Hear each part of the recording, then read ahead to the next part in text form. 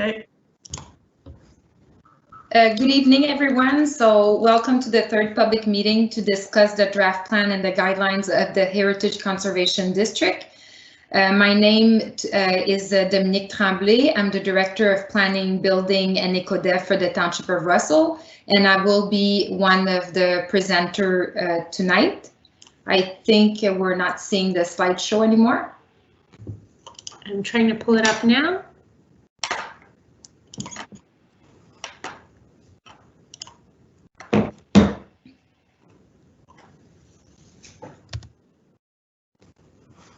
So I think we're good. So again, my name is Dominique Tremblay, and I'm the Director of Planning, Building and EcoDev for the Township of Russell, and I'll be presenting tonight.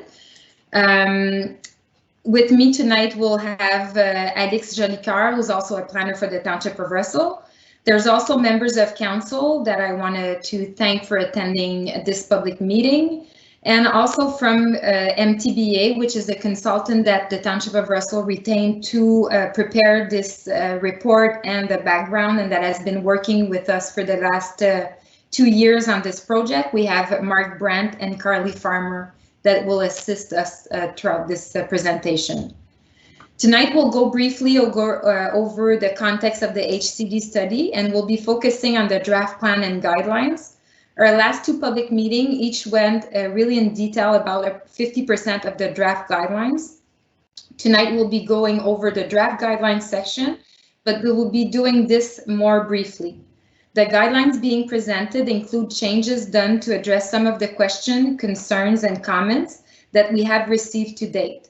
Our purpose this evening is mostly important, to get your feedback on the work to date and anticipated moving forward. For those of you that are new to Microsoft Teams, I will just introduce you to a few features. So there's on your screen a number of options, including the Q&A feature. We ask you to submit all your questions into the Q&A feature to help us keep track of your questions. So as you can see on this slide, there's this is the proposed agenda for tonight. So we have the introduction and the context, the guidelines, and as well the implementation example of how this will apply. So I would strongly suggest that you stay with us until section 4, because this is exactly where you're going to see how it's going to affect your property. And we'll also have a question and discussion at the end. As you notice, on halfway into the meeting, we'll have a brief question and answer period, followed by a brief 5-minute break in the middle of the presentation to grab drink and refocus. As mentioned earlier, we ask you to ask your question. When you ask your question in the Q&A, please indicate your name and address so we could keep track of who asked the question in the minutes of this meeting. So next slide. So as mentioned, the first step of this presentation is the introduction and the context. So in this section, we'll talk about the background. What is a HCD? What are the benefits of a HCD? And what is the district boundary as proposed? So the slide here shows the designation process of a HCD. So as you can see on this slide, we are right now at the orange dot. We actually added a public meeting as we felt it was really important for the community to be able to see the draft plan completed before it's presented to council for consideration. We also wanted to reach out directly to property owner within the Heritage District, again, before we took the important step to bring this draft report to council for consideration. Getting the HCD designation involved 2 phases, the study and the plan. We completed the study phase last year, and we're now at the plan phase, where we are developing guidelines for protecting the cultural resources within the district, which can be streamlined into municipal planning policies. At the end of the plan phase, council votes again on whether or not to create the HCD. So it's important to understand that tonight there's no decision. The decision will be taken by council, and tonight it's just to get feedbacks again and to inform the resident on how this HCD will apply to their properties. Next slide. I forgot to mention at the beginning as well that, as you can see, the slides are bilingual. Most of the presentation will be done in English, but as you can see, English is not my first language, so I may switch in French, but the presentation will be, so if it's done in French, you could follow in the English version of the presentation. And most of the presentation, however, will be done in English. So we wanted to share with you on this slide a summary of the communication that had been undertaken throughout the HCD study and the plan phase to try to make sure that the community was aware of what was being proposed and could provide feedback at multiple points in the process. So I'm not going to go over all the public meetings, but I just wanted to mention, for example, for the study phase, which was started in 2018, we had 3 public meetings. The first public meeting, there was a mail invitation to all the public to all the property owners within the HCD. So this was a mail invitation. And the other 2 public meetings after that, they were emailed notice to all the individuals who had asked to receive updates. And in all the 3 public meetings, there were information posted on our Facebook and as well on our website. Next slide.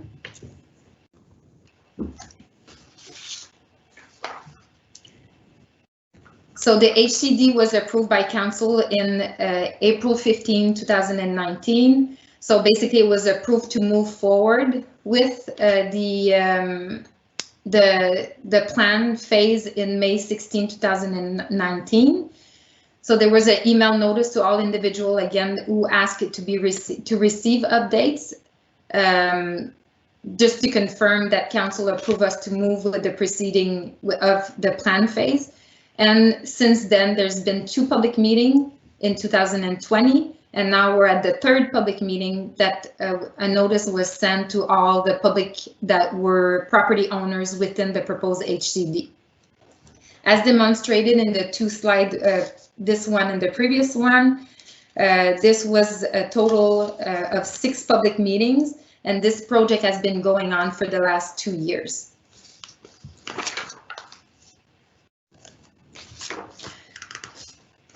In this slide, you could see that the draft HCD plan and guideline is to be presented to council. Originally, we had the date in mind to be presented to December 22nd, December 21st at the council meeting.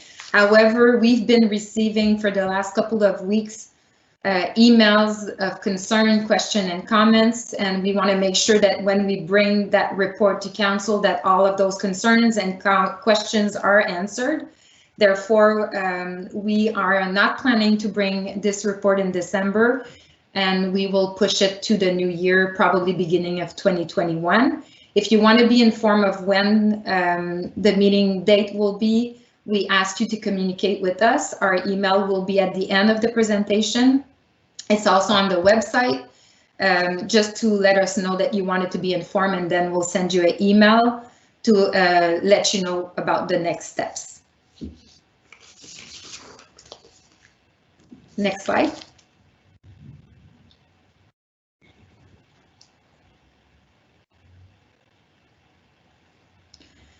So just to put a bit of context for the HCD, we strongly encourage you to take a look at the HCD report on the municipality website, which goes into much greater detail about the history of the heritage value of the village and the property within the district. The study phase identified that there was sufficient heritage resources to suggest a heritage conservation district might be valuable. You can also find all the presentation from previous public information meeting on the website, as well as other useful resources. In fact, MTBA's work to understand and protect the heritage of Russell Township goes back to even earlier report in 2015. Next slide. So what are the benefits of a HCD? So obviously, there's a lot of benefits to a HCD, and that's what we're trying to provide in the information of this report. So obviously, the advantage, the first one, is to manage change by creating standards for quality design. It gives the municipality a tool to enforce compatibility with conservation of heritage attribute. So some of you may know already, but we have official plans. In official plans, we do have compatibility criteria. However, we can't enforce them because it's not a tool, it's just guidelines. So with the HCD, the compatibility criteria could be enforced. We also receive often the comment that if the HCD is applicable to your property, that the property value would either increase or decrease. According to a study by the University of Waterloo, over time, 78% of the HCDs increase or maintain property value compared to similar unprotected properties.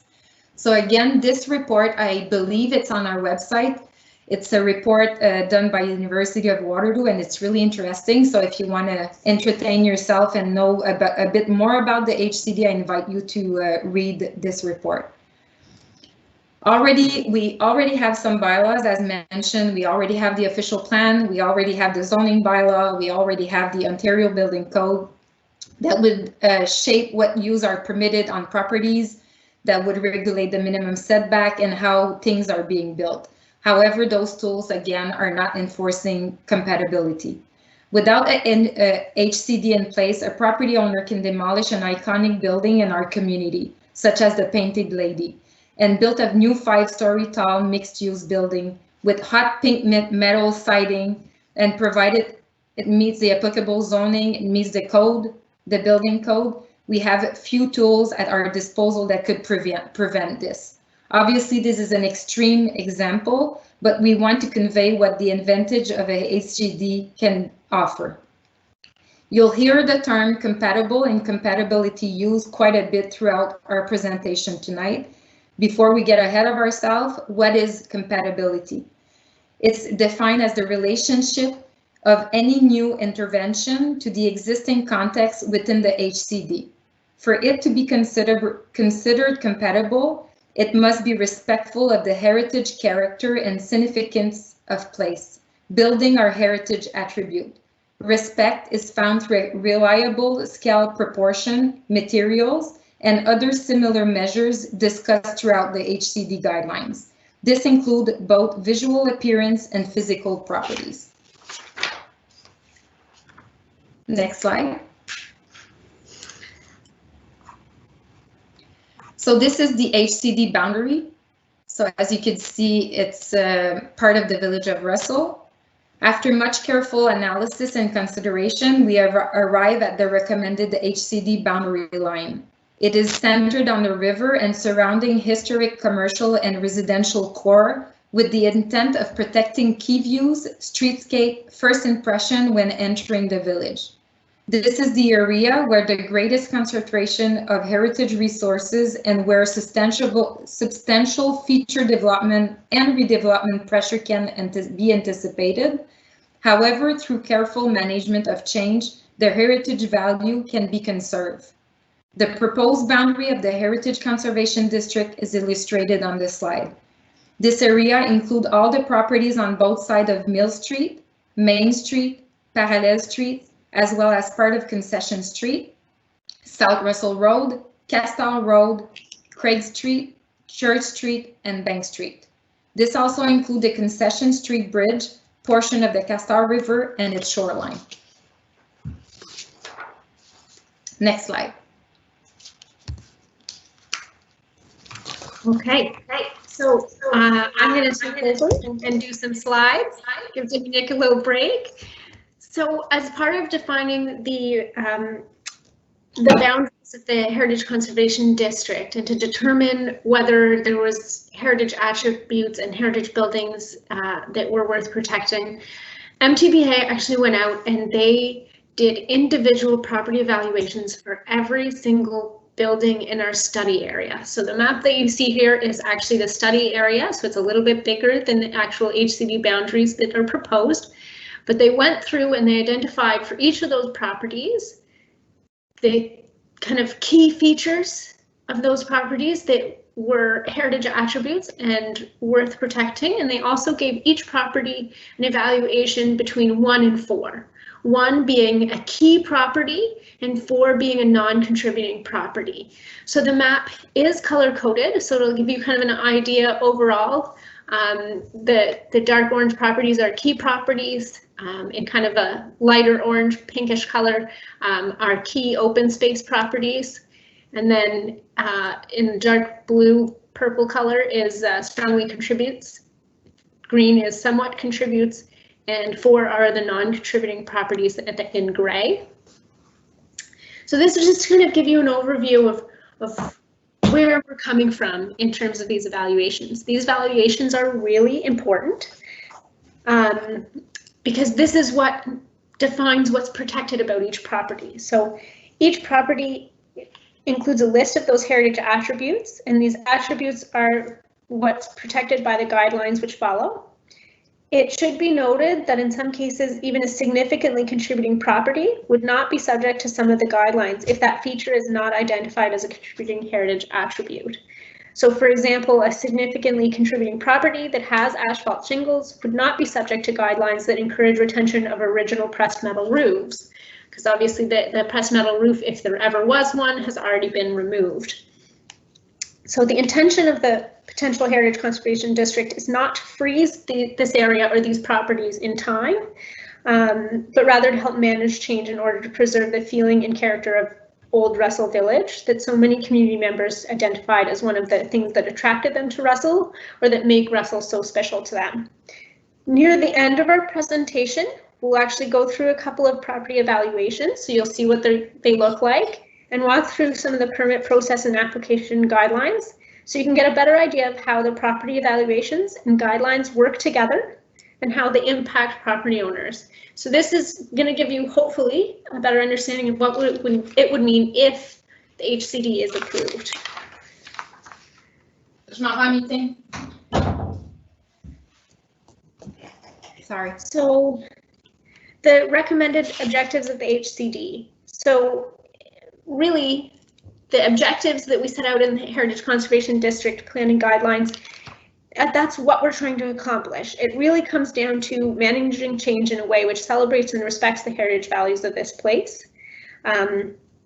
So that means, in terms of what we've identified as recommended objectives, are to conserve and enhance the built heritage resources and streetscapes, the natural heritage resources, the picturesque village ambience and pedestrian realm, the defining character of the village, its sense of place, what makes the village of Russell feel like the village of Russell. As we go through our presentation today, or as you read through the draft, you'll notice that some guidelines say should, while others say must or shall. So I'm highlighting this because this is our attempt at balancing how we manage change. We tried to use must or shall only where we felt this was needed to retain an intrinsic part of the district, which would otherwise be lost or that would or could, over time, negatively impact the district. Areas where should is used, it is used to identify a preferred option, such as maintaining original wood windows, but the use of should does allow the property owner the option of deciding whether they would prefer a vinyl window, for example. We will, if you're applying for a heritage permit to replace your wood windows with vinyl windows, encourage you to maintain those wood windows, but you, as property owners, would have a choice. The use of must or shall was adjusted based on comments that we had received on the 80% draft, and it is still very much open for comments, so we're still trying to make sure we've got the right balance. It's not too late to comment. So the HCD designation will promote understanding and awareness of heritage values and ensure compatible new development which contributes to the village's unique identity. It supports a clear and transparent process and provides strong guidelines for development and alterations. So the HCD sets out as its main objectives to manage change in a way which celebrates and respects heritage values, conserves and enhances built heritage resources and streetscapes, natural heritage resources, the picturesque village ambience, and the pedestrian realm. So I think we've kind of gone through that. I think I had some repetition there. So the guiding principles of the HCD inform what the HCD attempts to conserve, and so is very important to the overall Heritage Conservation District Plan and Guidelines. Briefly, the guiding principles are to conserve and maintain the natural heritage by protecting the Castor River setting, reinforcing the primacy of the river, considering tangible and intangible qualities, protecting ecological features, conserving and maintaining built heritage by encouraging good maintenance, respecting historic materials, features, and layered history, encouraging reversible alterations, ensuring compatible additions, supporting accurate restoration, allowing new uses which conserve character-defining elements, and preventing demolition of contributing properties. It's also to conserve the distinctive character streetscapes by conserving and enhancing public spaces, enhancing the pedestrian experience, and encouraging active street life while protecting heritage character, and by conserving the village ambience by maintaining spaces for community activities, projects, events, and groups. New development should consider the context and be compatible in scale, design, detail, and use and materials. It should be compatible with the heritage values of the district, maintain and support the current variety of land uses and activities, and respect historic and continuing land patterns and the overall spatial organization. The detailed guiding principles can be found in the draft Heritage Conservation District Plan and Guidelines that's available on the township website. So I've just kind of really skimmed over them really fast. But if you want to look at the detailed wording, it is available online. I'm going to pass it back over to Dominique. She's going to tell you about streetscapes and character areas. Thank you, Alex. So, comme on peut le voir sur la slide qui est devant nous, on parle du paysage de rue et des aires de caractère distincts. So, streetscape and character areas. From the heritage perspective, the character of the district can be defined by 3 types of village space. So, we have the residential heritage area, as you can see on the map. We have the traditional commercial heritage area and open space heritage area. We recommended that the HCD should generally remain true to its past by managing change so that the character of these areas is conserved. Given the increased demand to expand commercial retail space in the district, we have also proposed a mixed residential commercial heritage area, shown in orange on the map, which would provide a careful future allowance for non-residential use and well-maintained residential character properties. This heritage character area largely includes residential property along the highway traffic street. There are guidelines for each of those character areas. So the first one, next slide, the first one is the open space heritage area. So the guidelines for the open space, as you could define, like as we saw on the earlier map, the guidelines would apply that we should protect, maintain, and enhance mature vegetation in parks and along shorelines, area of recreation and community activities, the naturalized shorelines of the Castor River, and view to the Castor River. Encourage compatible intervention to celebrate the river and enhance public access and recreational opportunities. Intervention in adjacent area must be compatible with open space heritage area. These are the guidelines for the heritage open space. We also have guidelines for residential heritage areas. So in the residential, we should maintain eclectic character of heritage attributes such as architectural styles, form, traditional, and materials. The width of non-county roads, soft road margins should be maintained, should protect mature vegetation. New work shall be compatible and respect with the historic pattern of development, setback, building to lot line ratio, lot size, and landscape front yard.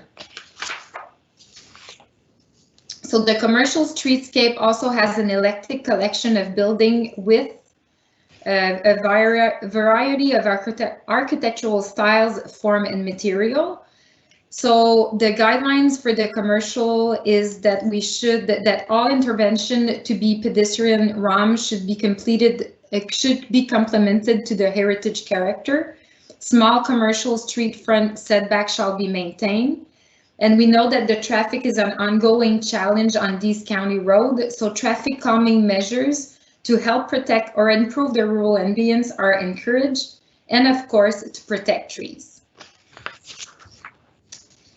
In the mixed residential commercial heritage area, The main goal is to conserve the residential character while accommodating the change to non-residential use. New signs and other interventions should be compatible with the residential quality of the individual building or streetscape. This also include maintaining landscape front yard and mature tree. For the village with a character like Russell, it is never good to see front yards converted to parking lots. So parking on street is preferred, but if additional parking is required, it could be added to the rear of the property or the side of a corner property.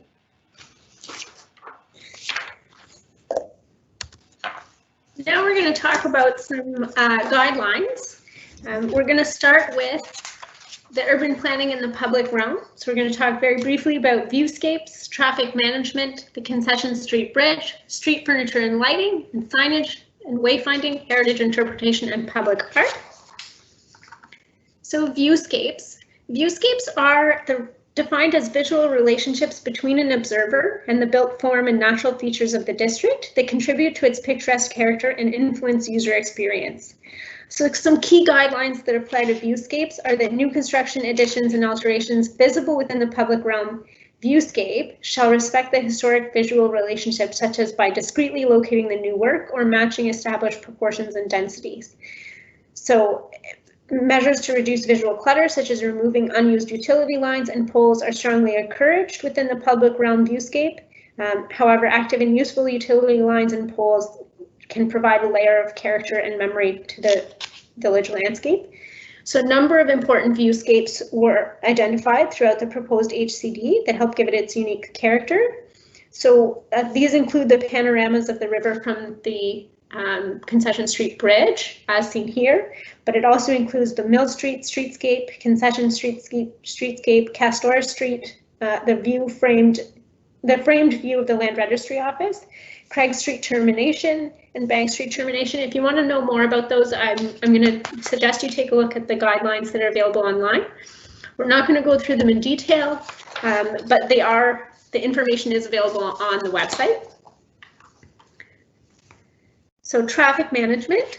The width of streets in the HCD should not be increased unless cultural heritage impact assessment, that should say heritage impact assessment, not cultural heritage impact assessment, demonstrates an acceptable level of impact. Heritage features an acceptable level of impact on heritage features, alternatives and mitigation measures to be considered. If it's determined that the width of streets needs to be increased, in some cases, the heritage impact assessment isn't a question of whether they can be widened, it's more of a question of how can that be done most sensitively. Enhancements to the pedestrian realm and traffic calming measures are encouraged. So traffic signals, where they're determined to be necessary, should be designed to minimize impact on key views and maintain the heritage character.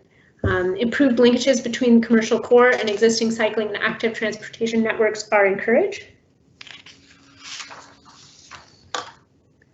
So the Concession Street Bridge.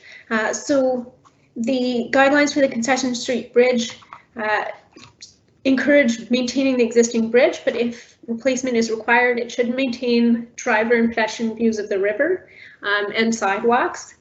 And it should, if possible, continue to allow the passage of small boats. So street furniture and lighting. So street furniture, including street lights, shall be compatible with, subordinate to, and distinguishable from the historic place. So this, a good example of this is shown here. So those benches are not heritage by any means, but they are respectful of a heritage feel. And reuse of heritage materials or salvage materials is encouraged where possible.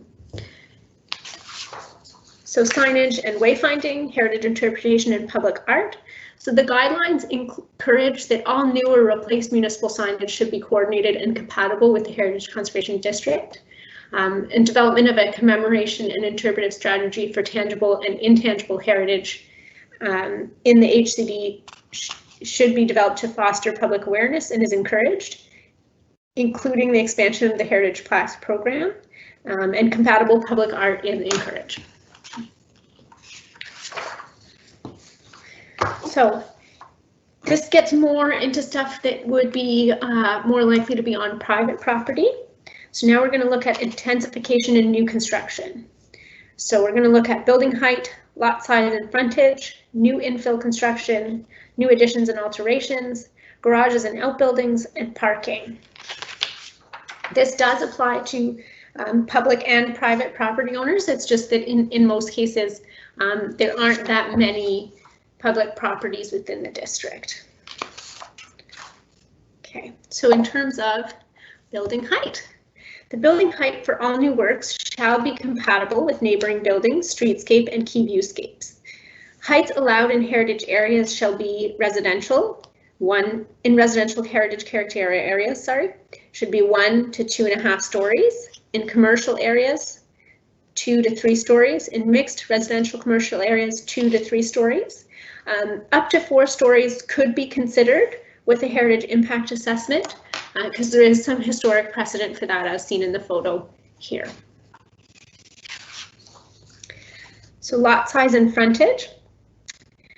Lot severances which follow the historic patterns of development are permitted. For example, many of the large through lots between Mill Street and Castor Street have historically been divided into 2 lots, one fronting on Mill Street and the other fronting on Castor Street, as you can see when comparing the fire insurance map and satellite photo.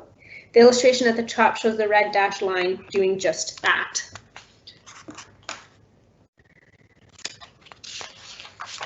So the consolidation of parcels to create larger parcels is discouraged, except where existing lots are smaller than the traditional pattern of development. Severances which cut through contributing buildings shall not be permitted unless an heritage impact assessment demonstrates the building and character can be conserved. And severances which divide an average size lot into many very long and narrow lots shall not be permitted. So new infill construction must be compatible with massing, form, scale, proportion, rhythm, materials, etc. of contributing buildings in the area. The heritage impact assessment is required for new infill development. New infill development adjacent to open space heritage areas and the river shall be compatible with adjacent properties and significant viewscapes. New infill in traditional commercial heritage areas shall be compatible with contributing properties on the street. Develop where buildings previously existed, which is encouraged, and small front yard setbacks with parking at the rear or in the exterior side yard. New infill development in mixed residential commercial areas shall be compatible with the residential character, shall provide sufficient front yard setback for landscaping and trees, with parking at rear or side yards of buildings. New infill construction in residential heritage areas shall be compatible and provide front and side yard setbacks to allow for landscaping and trees. Front setbacks shall be equal or greater than adjacent contributing heritage properties to maintain views of adjacent contributing properties. And all infill innovative designs could be considered based on design merit and compatibility. So it's just to highlight again that being compatible doesn't mean it has to look like it's 100 years old. It just has to respect that heritage character and not take away from it. So modern designs can still do that. Additions and alterations.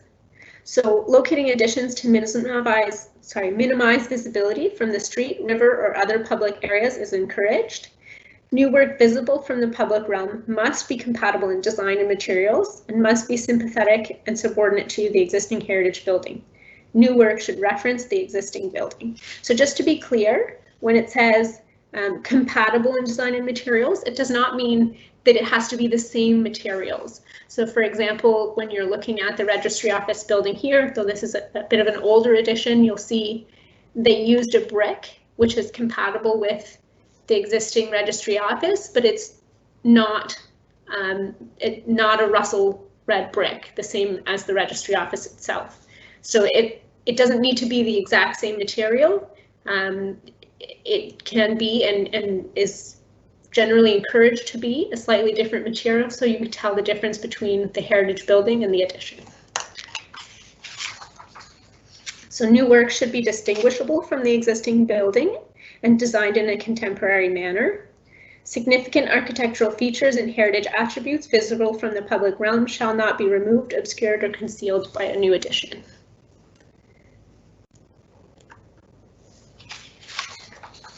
So these are some examples of how additions can be compatible with, subordinate to, and distinguishable from heritage buildings. And sometimes the location alone can do that. As you can see, the example at the lower left-hand corner, it's a huge addition compared to the original building, but by setting it back from the original building, it still maintains compatibility and is subordinate to the original building. So, new garages and outbuildings. Outbuildings such as historic barns should be conserved and retained. New outbuildings and garages visible from the public realm shall be compatible in terms of scale, materials, proportion, etc. with adjacent buildings in the streetscape. New garages and outbuildings detached and to the rear of the building where possible, or set back from the main facade. Parking. So we want to maintain and encourage use of street parking and compatible parking at the rear of buildings. We want to soften the visual impacts of parking. So permeable surfaces or landscaped edges and trees, for example, can help make parking more compatible. Parking locations should maintain a landscaped front yard. Additional parking restrictions to rear and side yards. Additional parking restricted to rear and side yards. Front yard parking may be considered for converted residences in the mixed heritage areas if there's no other option. Mature trees can be retained and there's a soft landscaping design in place. So a soft landscaping design could, sorry, I think I'm a little ahead of this. There we go. A soft landscaping design could be in the picture in the bottom left-hand corner here. And now Dominique is going to present some slides on the conservation of natural resources and landscapes. So when we talk about conservation of natural resource and the landscape, we're talking about trees, landscaping and planting, fences and hedge. So next slide. We also included guidelines in order to conserve the natural resources and landscape.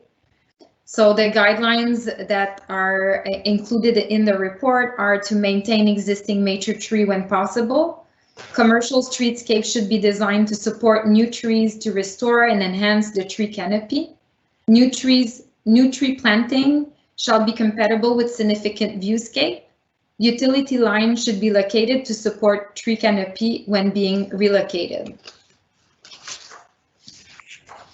In residential and mixed residential commercial heritage area, softscape elements such as lawn, hedges, gardens, and other vegetable are streetscape elements that contribute to an enjoyable experience for pedestrian. So we want to make sure that we maintain that feeling. And how do we gonna achieve that is that we should conserve green of the district, so all the green in the district. In residential and open space heritage area, conversion of soft landscape areas visible from the public realm to hard landscaping area is strongly discouraged. Dans les zones patrimoniales commerciales traditionnelles, la conversion des zones paysagères douces visibles du domaine public et des zones paysagères dures est généralement autorisée avec une intégration appropriée des éléments paysagers doux. L'incorporation des matériaux historiques dans l'aménagement du paysager est encouragée. Next slide. So there's a lot of fences type found throughout the district which contribute to the rural ambience of the village, including painted wood picket fence, decorative metal fence, and cedar hedge. Additionally, portion of traditional posts and rail fence are often incorporated into landscaping features at the front of the property. So you have some pictures that are showing what is acceptable and what is not acceptable. So basically we should maintain existing decorative metal and wood fence, as you can see with the green mark. We have new fence visible from public realm should be a traditional material and design to be used. Chain link PVC solid board fencing are strongly discouraged. New fences must be obscure key views. So basically what we're saying is that you could use PVC and we're not preventing it, but when it's visible from the street, other material and design should be considered. Right? So the same with hedges. So existing hedge should be maintained. Removal of existing hedge should be discouraged. Placement of new hedge in public realm to be compatible with district and maintain key views. So you have example of what's acceptable and what is not acceptable for hedges. So this completes the first part of our presentation, and we have a couple of questions that I think it could be easily answered, so we won't be at the end with answering a lot of questions. So I think we should go over a couple of ones, and then we'll take a 5-minute break. And like as I mentioned, section 4 is where you want to stay and see exactly the property evaluation and how the property were identified. So for now, I think we could answer maybe Alex. One question is, will there be a Township Heritage Committee or will be Planning Committee dealing with the application? So I think that's an easy one to answer. So at the moment, there is no Heritage Committee, and there's not at the moment the intention of creating a Heritage Committee. Minor heritage permits, and we're going to cover the types of permits a little bit later in the presentation. Minor heritage permit decisions will be made by staff based on the guidelines and plan that are approved by council, if they're approved by council.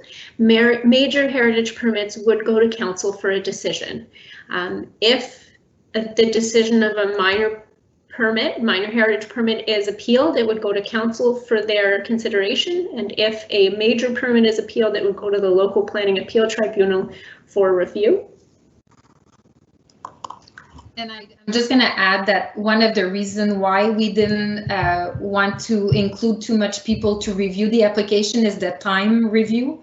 So we want to make sure that we're not adding more waiting time for permits to be issued. So by dealing with the planning staff with the minor, we are ensuring that the permit is not going to be delayed.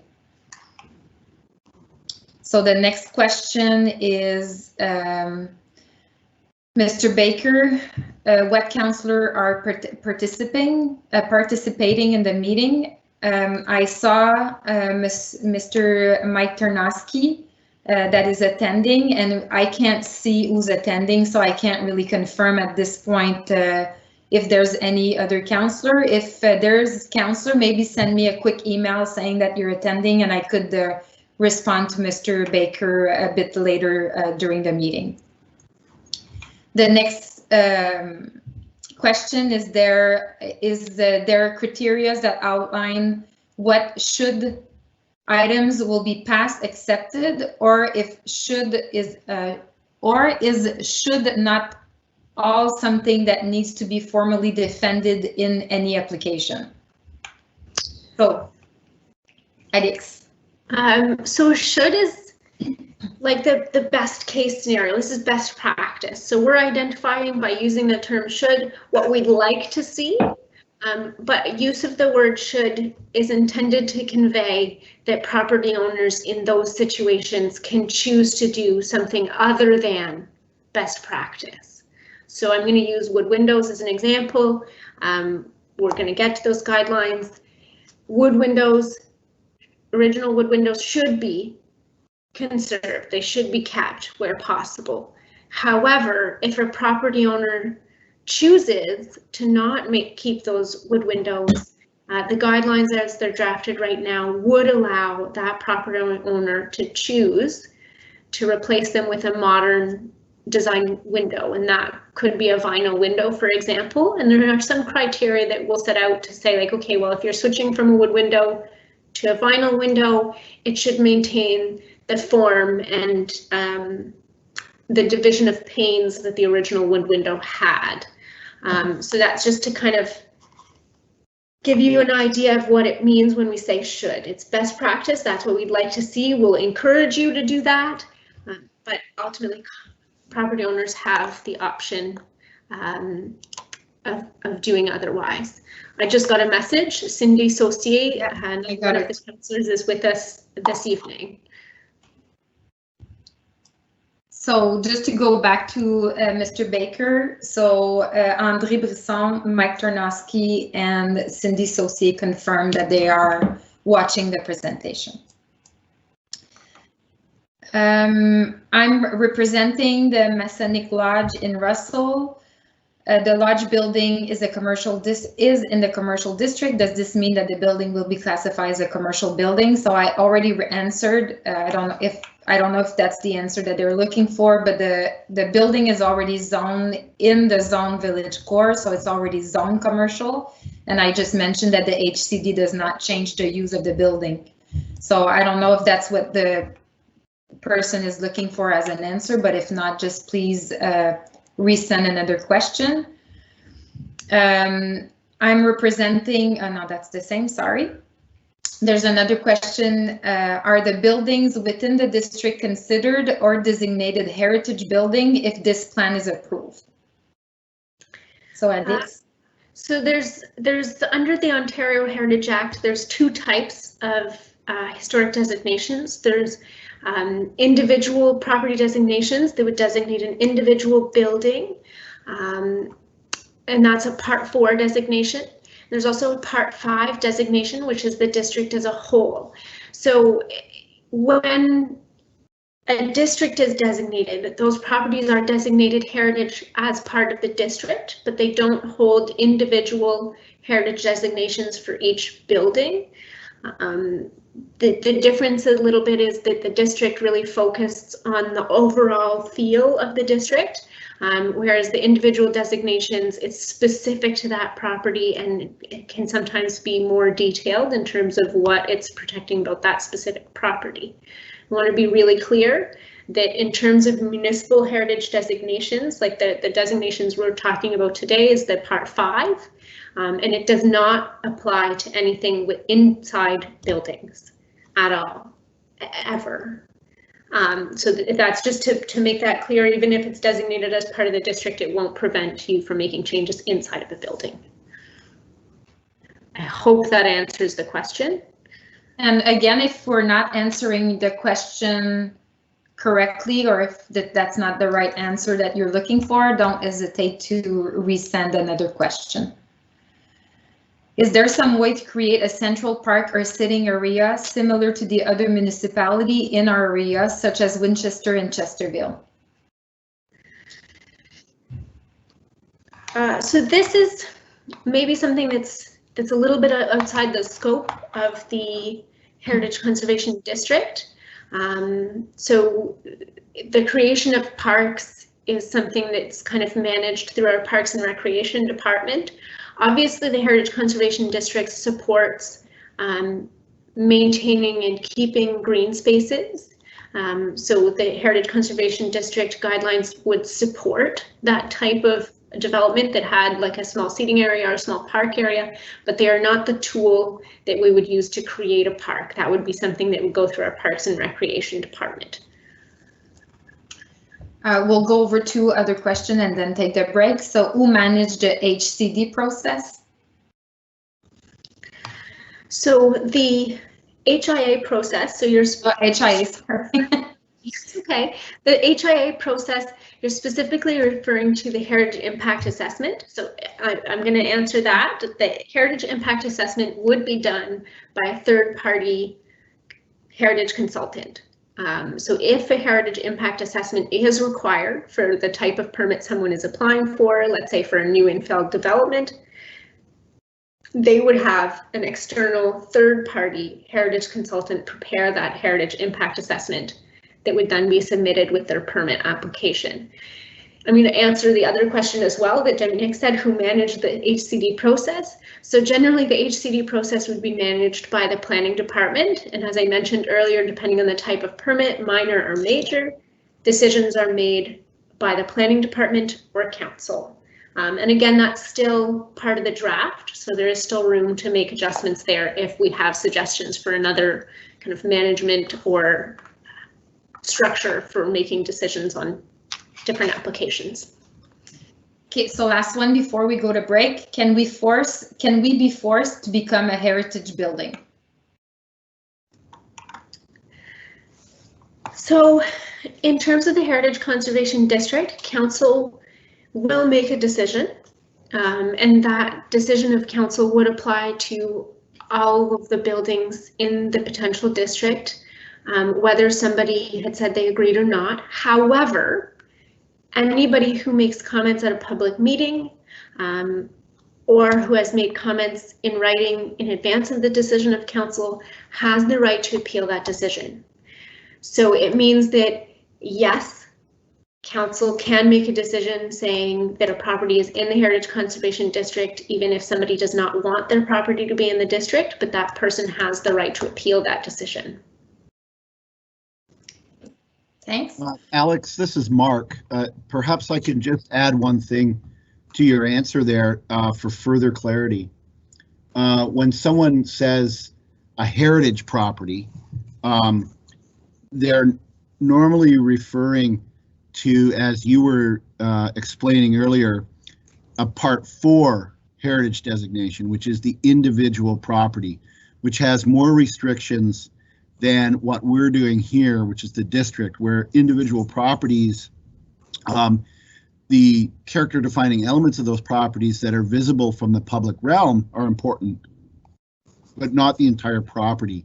And so when people think of a heritage property, they think of normally a higher level of restrictions on that property. So it's really important that people understand that under Part 5, there is really only concern with the public realm, as you pointed out. So things that are visible from the street, for example, or from the river, and it's not the same as a true heritage property, which would be under Part 4.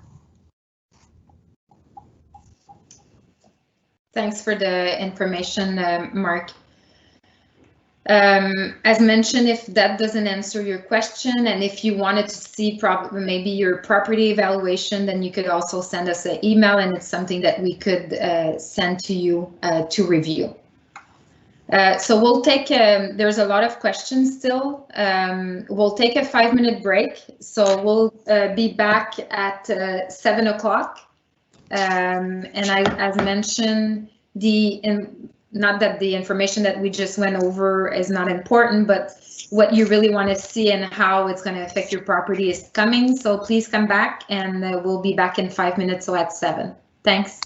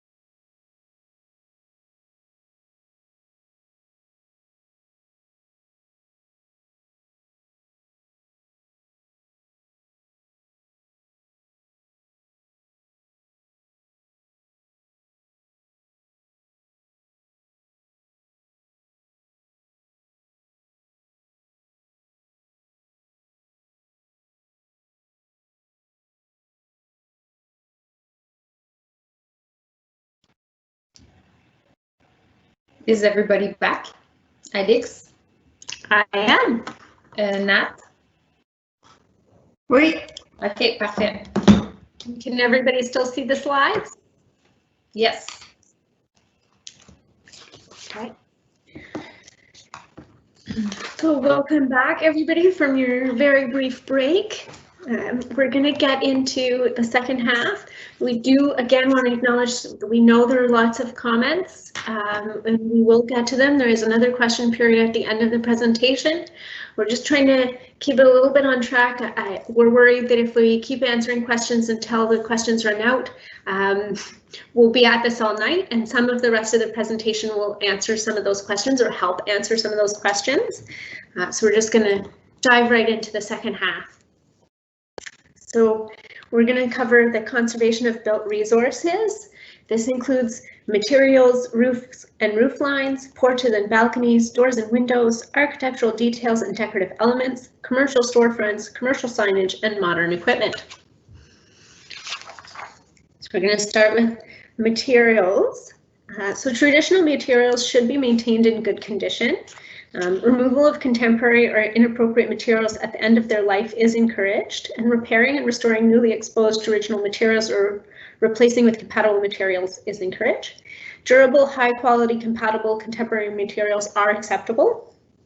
So contributing properties in some cases use locally and naturally sourced materials such as brick, wood, concrete, and concrete block. These materials are sustainable and they tend to be very durable and maintainable, and can be repaired compared to contemporary or synthetic materials in some cases. Russell stamped brick originates in the district. There was mills on Mill Street that produced the Russell brick, I believe, and they are used throughout the district and prominent buildings in Eastern Ontario. Boyd block is another unique local material that's from Osgood Village. So you will note that in our Heritage Conservation District that stone is not common except for foundations and sills, etc. So stone, veneer, and manufactured stone aren't really appropriate when you're trying to create that historical feel here. So materials for walls and cladding. The guidelines say that you shall conserve unique local materials, including Russell brick and Boyd block, and you should conserve traditional wood siding. Brick, wood, and decorative concrete blocks are encouraged. Faux stone or stone veneer or stone in general are generally discouraged because they're not a historic material. For example, wood siding. We would encourage that if a small area is damaged beyond repair, replacement in kind of that small area is more economical than replacing the siding as a whole and the whole building. If a large area, such as more than 50%, is damaged, you could look at compatible materials like fiber cement, which matches the dimensions and appearance of wood, or replacement with wood in kind. So materials, roofs, and windows. So you should conserve the traditional pressed metal roofs or stained glass windows and wood framed windows where they still exist. At the end of their life, they should be replaced in kind. So again, this is best practice, this is what we'd like to see, but replacement with a contemporary compatible material and design is acceptable. Appropriate roof materials include asphalt, shingles, and metal. Vinyl windows are generally discouraged, but if used, they shall match the size, shape, style, and muntin pattern of the original window.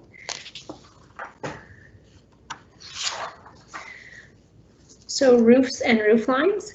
Existing roofs, including overall form, dormers, chimneys, spires, should be maintained. Alterations to existing roof lines must be compatible with building and streetscape. Existing patterns, materials, and silhouettes, for example, and skylights, vents, and air conditioning units should be discreetly located.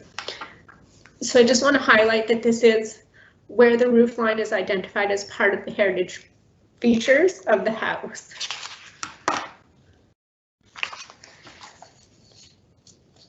Porches and balconies. Original porches, vestibules, and balconies should be conserved. New porches, vestibules, balconies must be compatible in material, scale, design, and architectural detailing. So doors and windows. Doors and windows should maintain the original windows where they are in reasonable repair. The pattern, rhythm, form, and proportion of windows should be conserved, particularly where that's a characteristic part of the building. And you should replace in kind or reference the historic form and proportions. So again, that's what we were talking about around the wood windows and the vinyl windows. We recommend as best practice the wood windows, but you can go with vinyl windows provided they maintain the same historic form and proportions.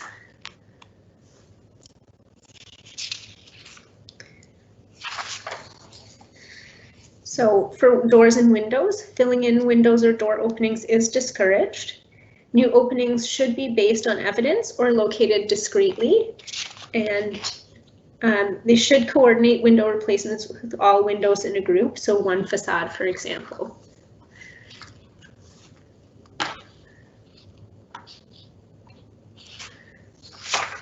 So architectural details and decorative elements.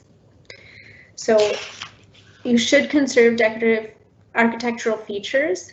If the features are beyond repair, it is recommended to restore or replace in kind. These are details on houses that really can make them unique, as is the case with the picture on the left-hand side here. The detailing under the window and over those windows really makes that house unique. So alterations must be compatible with existing detailing, so don't conceal architectural detailing when doing an addition, for example. Encourage revealing or restoring concealed details or lost details. So commercial storefronts. So original storefronts shall be maintained and preserved. Alterations and new designs of storefronts must be compatible in terms of proportion, scale, rhythm, materials, nearby, examples, etc. Contemporary designs are okay. They just need to maintain that proportion and scale and rhythm. So new ramps, railings, etc. are to be compatible to the extent possible. So ramps are required to improve accessibility within our community. So they are an important part of our community kind of changing and growing and becoming more accessible for community members. But we want to do that in a way that, as much as possible, supports the heritage character. So individual entry doors and emphasis between units shall be maintained. So that's, for example, on the storefront here, if those two storefronts were combined and there was just one store at that location, you'd still want to maintain, like if there were two entry doors, you want to maintain two entry doors. Traditional and compatible awnings are encouraged. So commercial signage. Signage can have a huge impact on the feeling of a place. And so this is kind of really important to how the village feels. So the size, shape, and placement of signs must be compatible with the scale and character of the building, adjacent properties, and streetscape. So signs need to be at a pedestrian scale. They have to do minimum damage to the facade, and traditional materials are encouraged. So signage should support the economic vitality and the streetscape character of the traditional commercial heritage area and mixed residential commercial heritage area. These guidelines apply to both new commercial signage and existing signage, but only when it is being significantly modified. So if there's an existing sign, we won't be knocking on doors and saying the sign needs to be changed. It's simply when an owner is proposing a major change to a sign, or they're proposing a new sign. So generally projecting signs, wall-mounted signs, awning signs, window lettering are encouraged. So new signage must not conceal, obscure, or compete with architectural features. Signage should not be visually overwhelming, and signage in the HCD is generally permitted as per the existing sign bylaw, except signage in the HCD shall not be backlit. signs that are flashing or animated, and readograph signs are not permitted.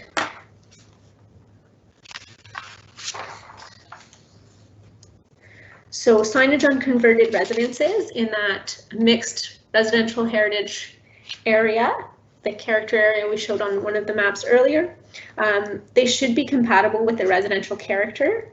And for all new commercial signage, we actually encourage consultation with the municipality prior to designing the sign. So this kind of applies to any alterations in the heritage district if it's approved, because we want to help work with property owners and business owners to find a solution that's going to work for them as well as meet the guidelines. So modern equipment. So equipment such as window-mounted air conditioners, satellite dishes, etc., should be located discreetly away from front facades. An installation of solar panels where physically and visually compatible with buildings and viewscapes is encouraged. So again, this is part of the not wanting to freeze things in time. We know that air conditioning is, desirable in most houses these days, and that solar panels are something that are helpful in offsetting our energy needs. And so we want to allow these in the Heritage Conservation District, but do so in a way that's as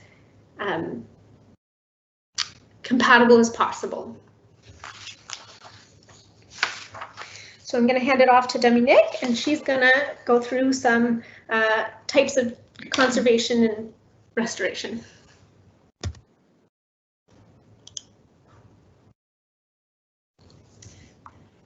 So about conservation and restoration, so basically we have this section that talks about restoration, adaptive reuse, and disassembly and removal. So next slide.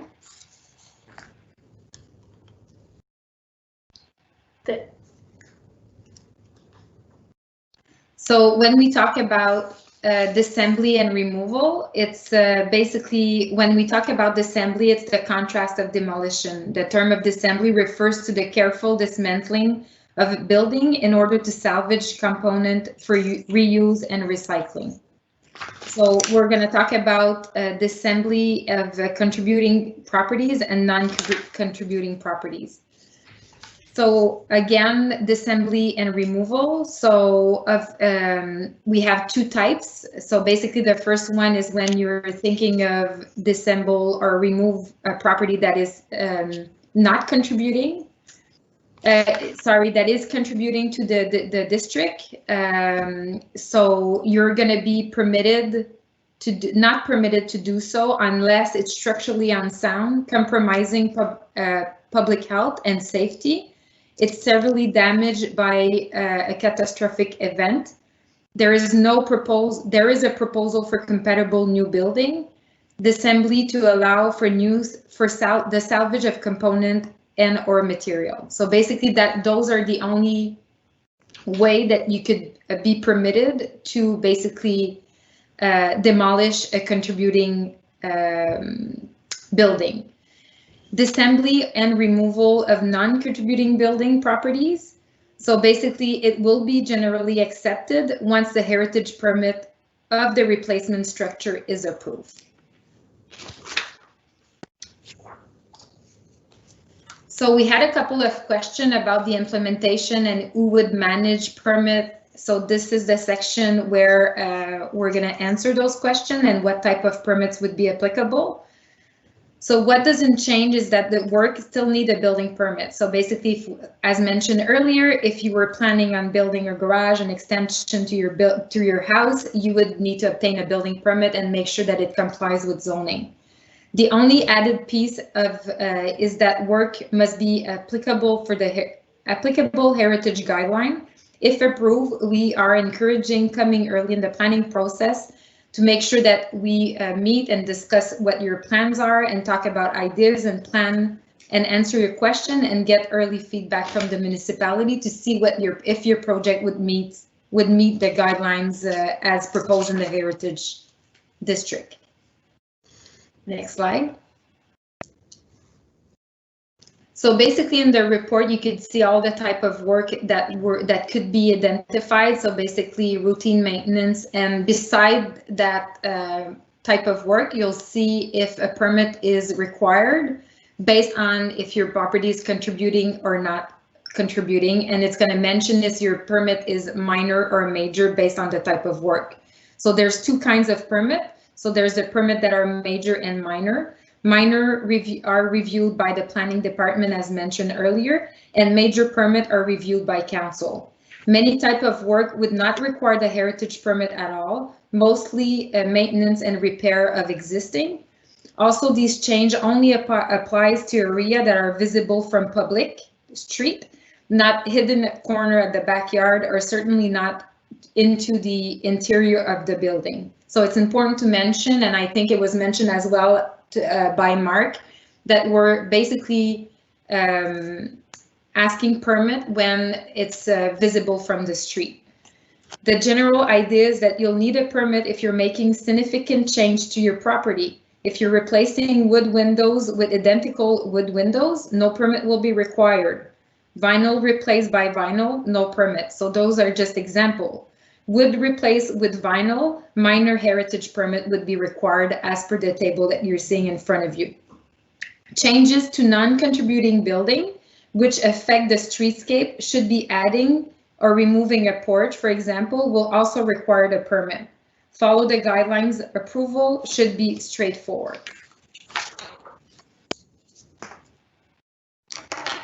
So those are other type of work that could be done. For example, landscaping, roof, and again, it shows if your property is contributing or not, and if it's required a minor or major permit. If you're changing, for example, a flower bed or removing a shrub, there is no permit required.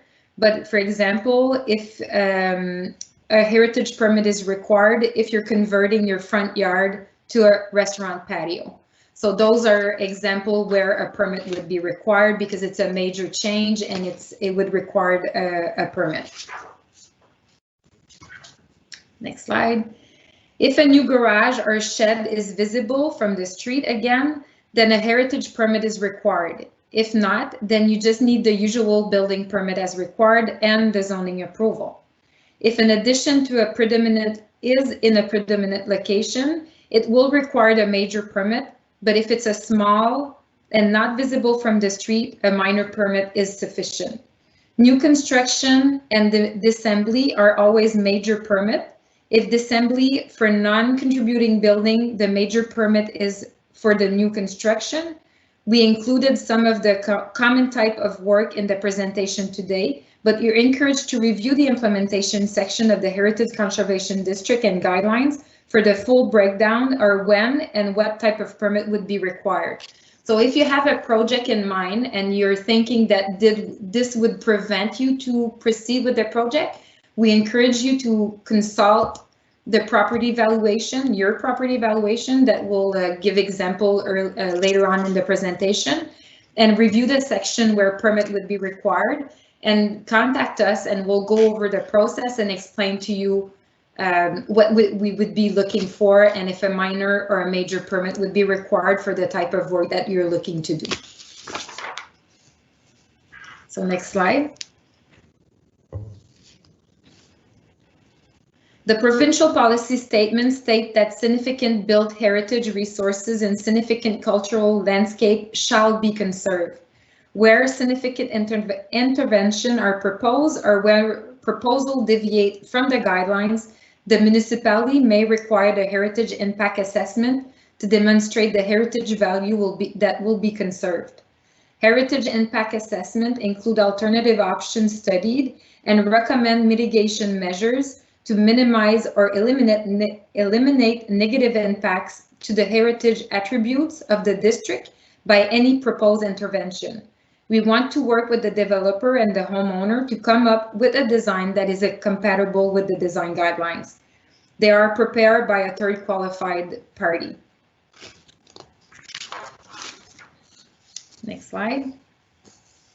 So the provincial policy statement also required that the planning authority shall not permit development on site and site alteration, on adjacent land to protect heritage property except where the proposed development and site alteration has been evaluated and has demonstrated that the heritage attribute of the protected heritage property will be conserved. The intent of this provide additional protection within the district from negative impact on larger intervention outside the district. Small changes like replacing window or roof are not included here, but you can see how an extremely large addition to a new building right against the sidewalk edges on either of these photos could negatively impact the heritage value and significant viewscape of the village. So those are just examples. Therefore, a major intervention outside the district may still require a heritage permit or a heritage impact assessment.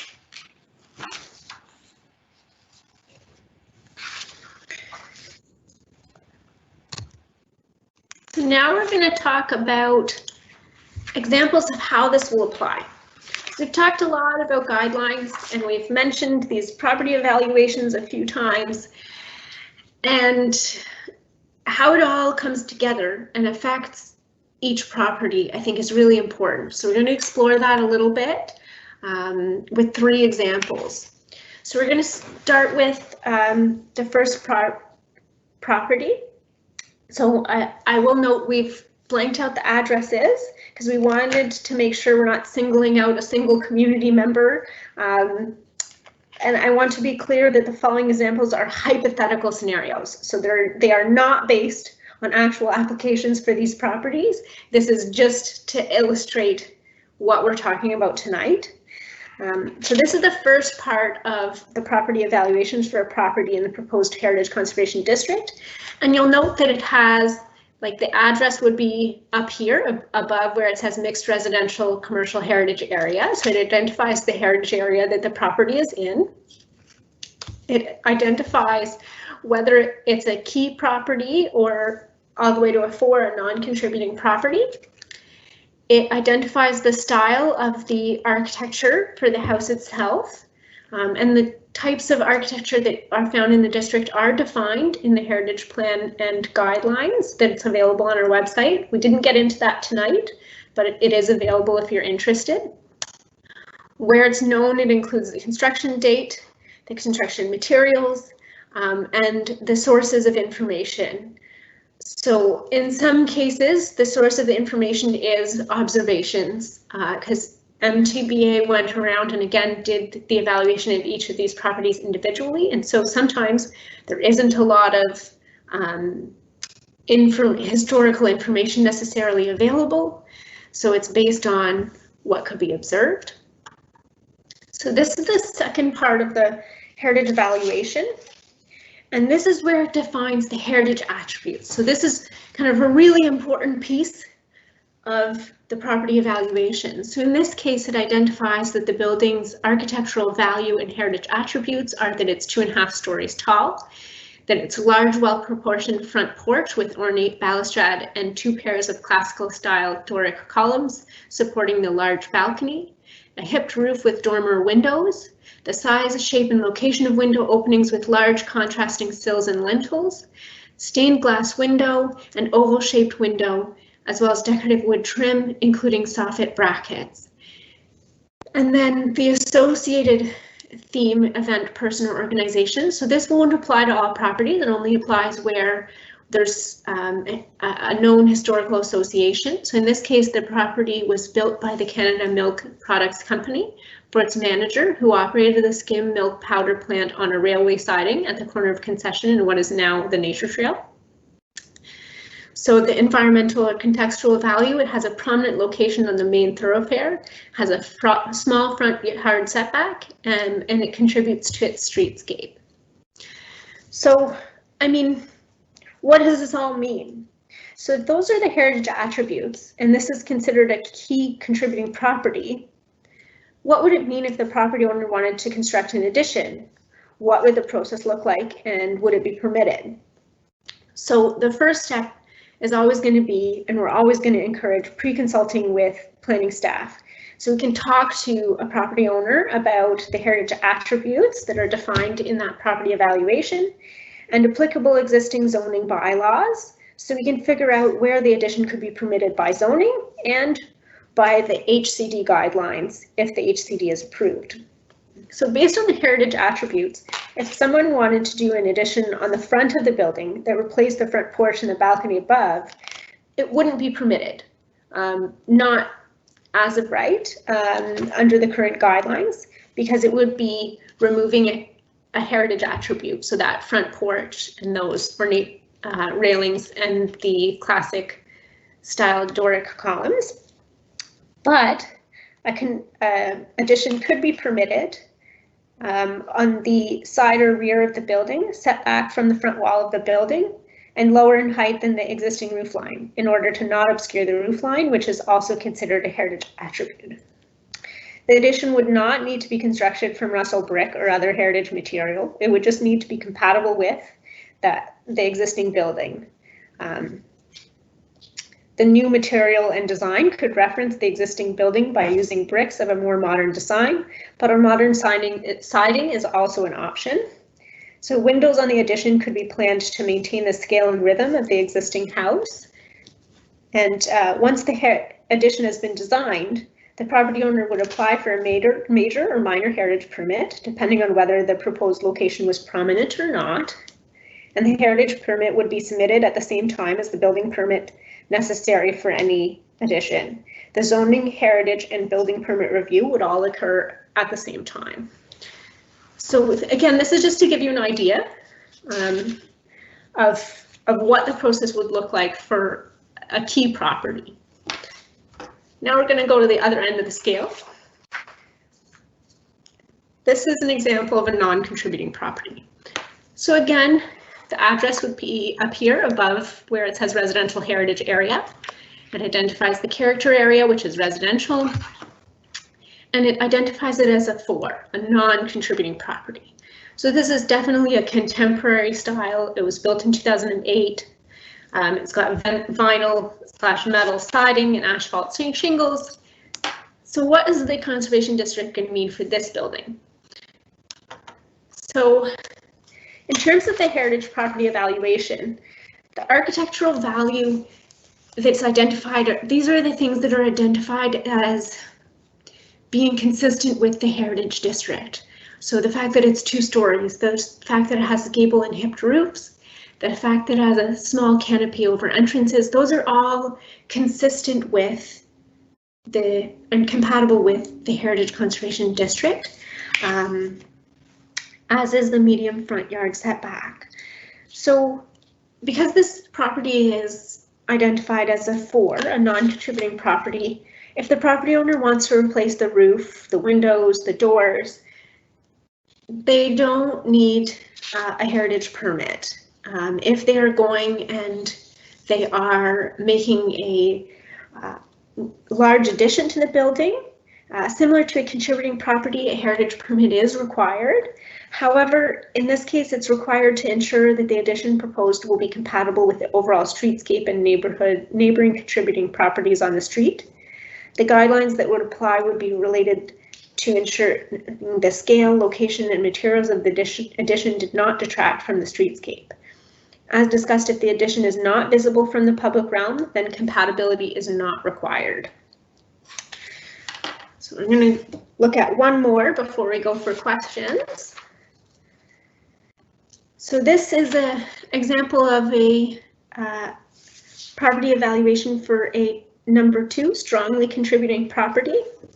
So again, it identifies the style of the building. It's Gothic Revival. It was built before 1908, and it has wood/vinyl siding, wood trim, and asphalt shingles. So here you'll notice in the architectural value, it's 1.5 stories tall. It has an L-shaped plan with gable roof and additional front gable, front porch with columns supporting a shed-style roof. And in terms of environmental and contextual value, it backs onto the school grounds. It has a small front setback and contributes to its streetscape.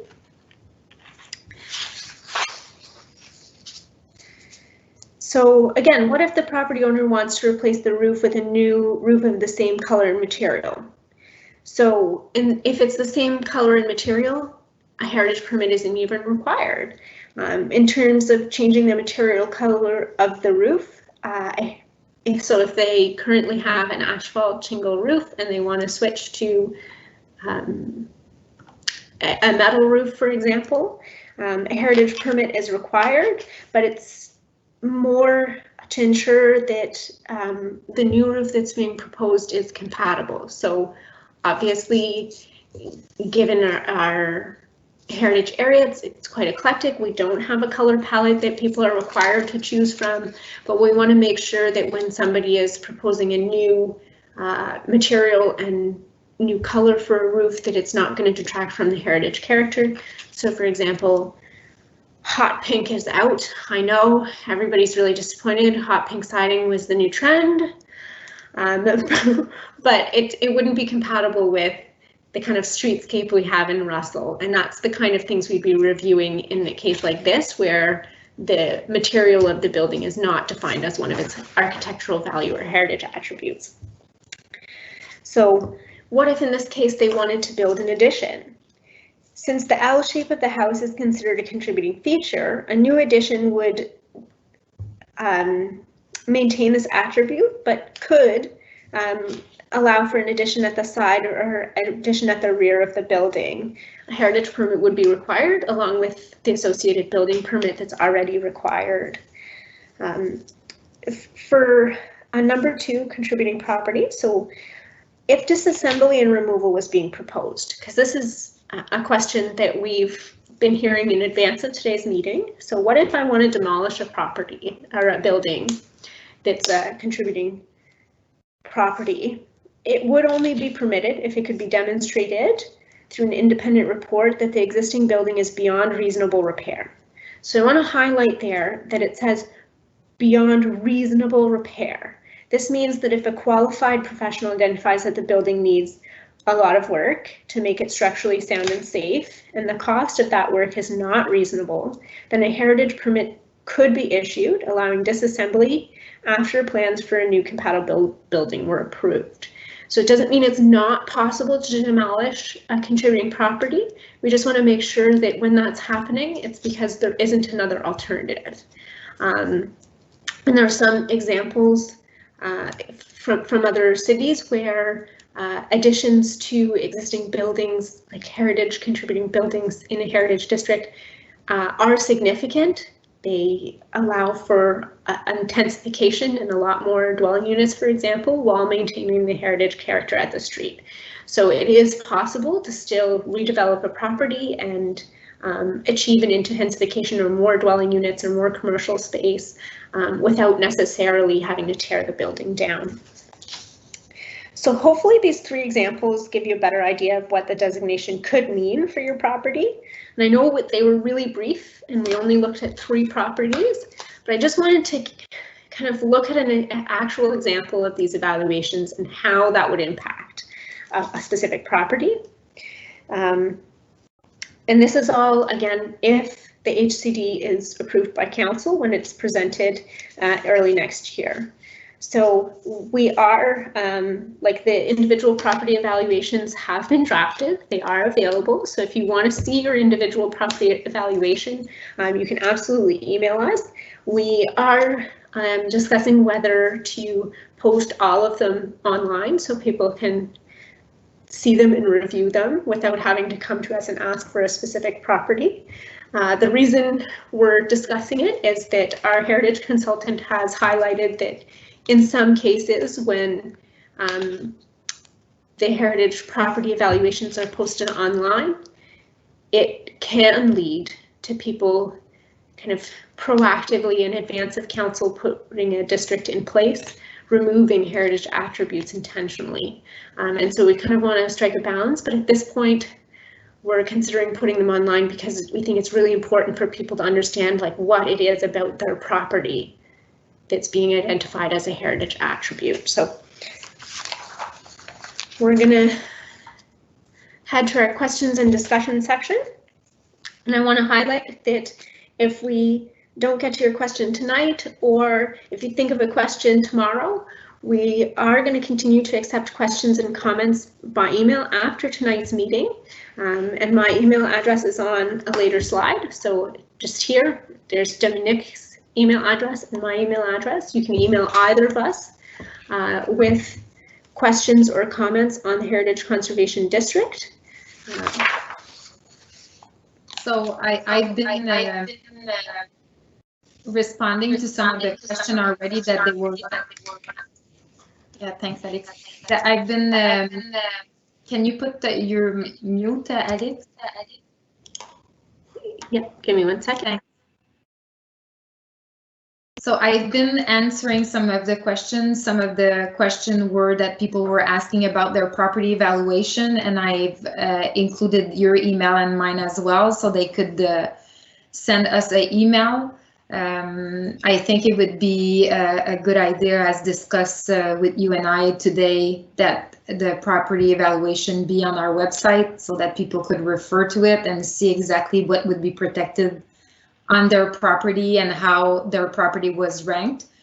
So that being said, we're gonna over some of the questions, and again, there's Carly and Mark and Alex. Maybe if you want to take a break, if some of the question could be answered by Mark. There's a lot of question. I was going over them about tax. How would the designation affect their tax? Are they going to pay more? Are they going to pay less? So maybe Mark, if you could jump in and give Alex a break on how the designation of the Heritage District would affect people's taxes. Yes, sure, Dominic, I'd be happy to. Thanks. This situation of a Heritage Conservation District within an existing village is not really unlike any other property in any other Ontario town or city, in the sense that the market is volatile to many, many different factors. And property value is reflected on by market demands. That's first and foremost what it does. There is no firm answer to the question, do the taxes go up? Certainly, there are no plans in process that we are aware of, and Dominique, you may speak to this, for council to say, oh good, now that we've made those properties in the HCD, we'll raise their taxes. And the track record is that 99% of HCDs, once they are designated within municipalities in Ontario, do not. So I would hazard to guess right now that the answer would be no. However, there is there are a few studies, one of which that Alex mentioned earlier, that was done by the Heritage Resource Center of the University of Waterloo. And they looked at property value overall. They did not specifically look at taxes, but I think if you look at that study, which is on the municipality's website, I think you can get a bit better of a sense. Finally, the district is seen as adding value to the village. The district is seen as adding value to that part of the village, and the district is seen as adding value to these homes because they are part of an exclusive district. The thing is, the reality is, those values are there now. That the HCD plan is only seeking to protect those values while allowing change. So it's, as Dominic and Alex have said, it's a process of managing change. So we want to encourage organic evolution of the village, much like it's happened traditionally over the last well over 100 years, but at the same time, do it in a way that protects the value. The value is what the community thinks, and the consultants have tried to summarize what the community thinks about the value by putting it into real terms. So when we say that there are character elements such as, you know, an interesting front porch, dormers and chimneys, irregular roof line, things like that, we're saying that because we have studied the character, and we've studied here's where what the community likes in sort of more general terms, and we've distilled that into very architectural specifics. So all we're trying to do is protect that value, and that's heritage value, but it's not exclusive to heritage value, because heritage value equals economic value equals community and environmental value, etc. So a very roundabout answer to the question. There's the question would be for council. I would encourage the person with the question to go to the council meeting and say to the councillors, if you vote for this, are you then also going to raise the taxes on those properties? And my money, if I was a betting man, I'd put money on that they would say no, that there's no intention to do that.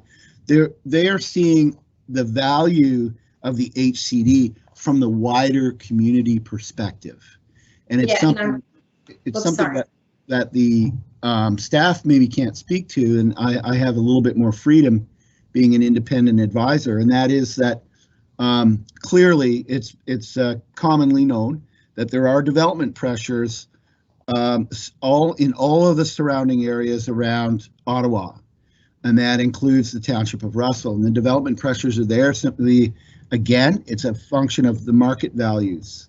So there is a lot of growth happening in the major cities.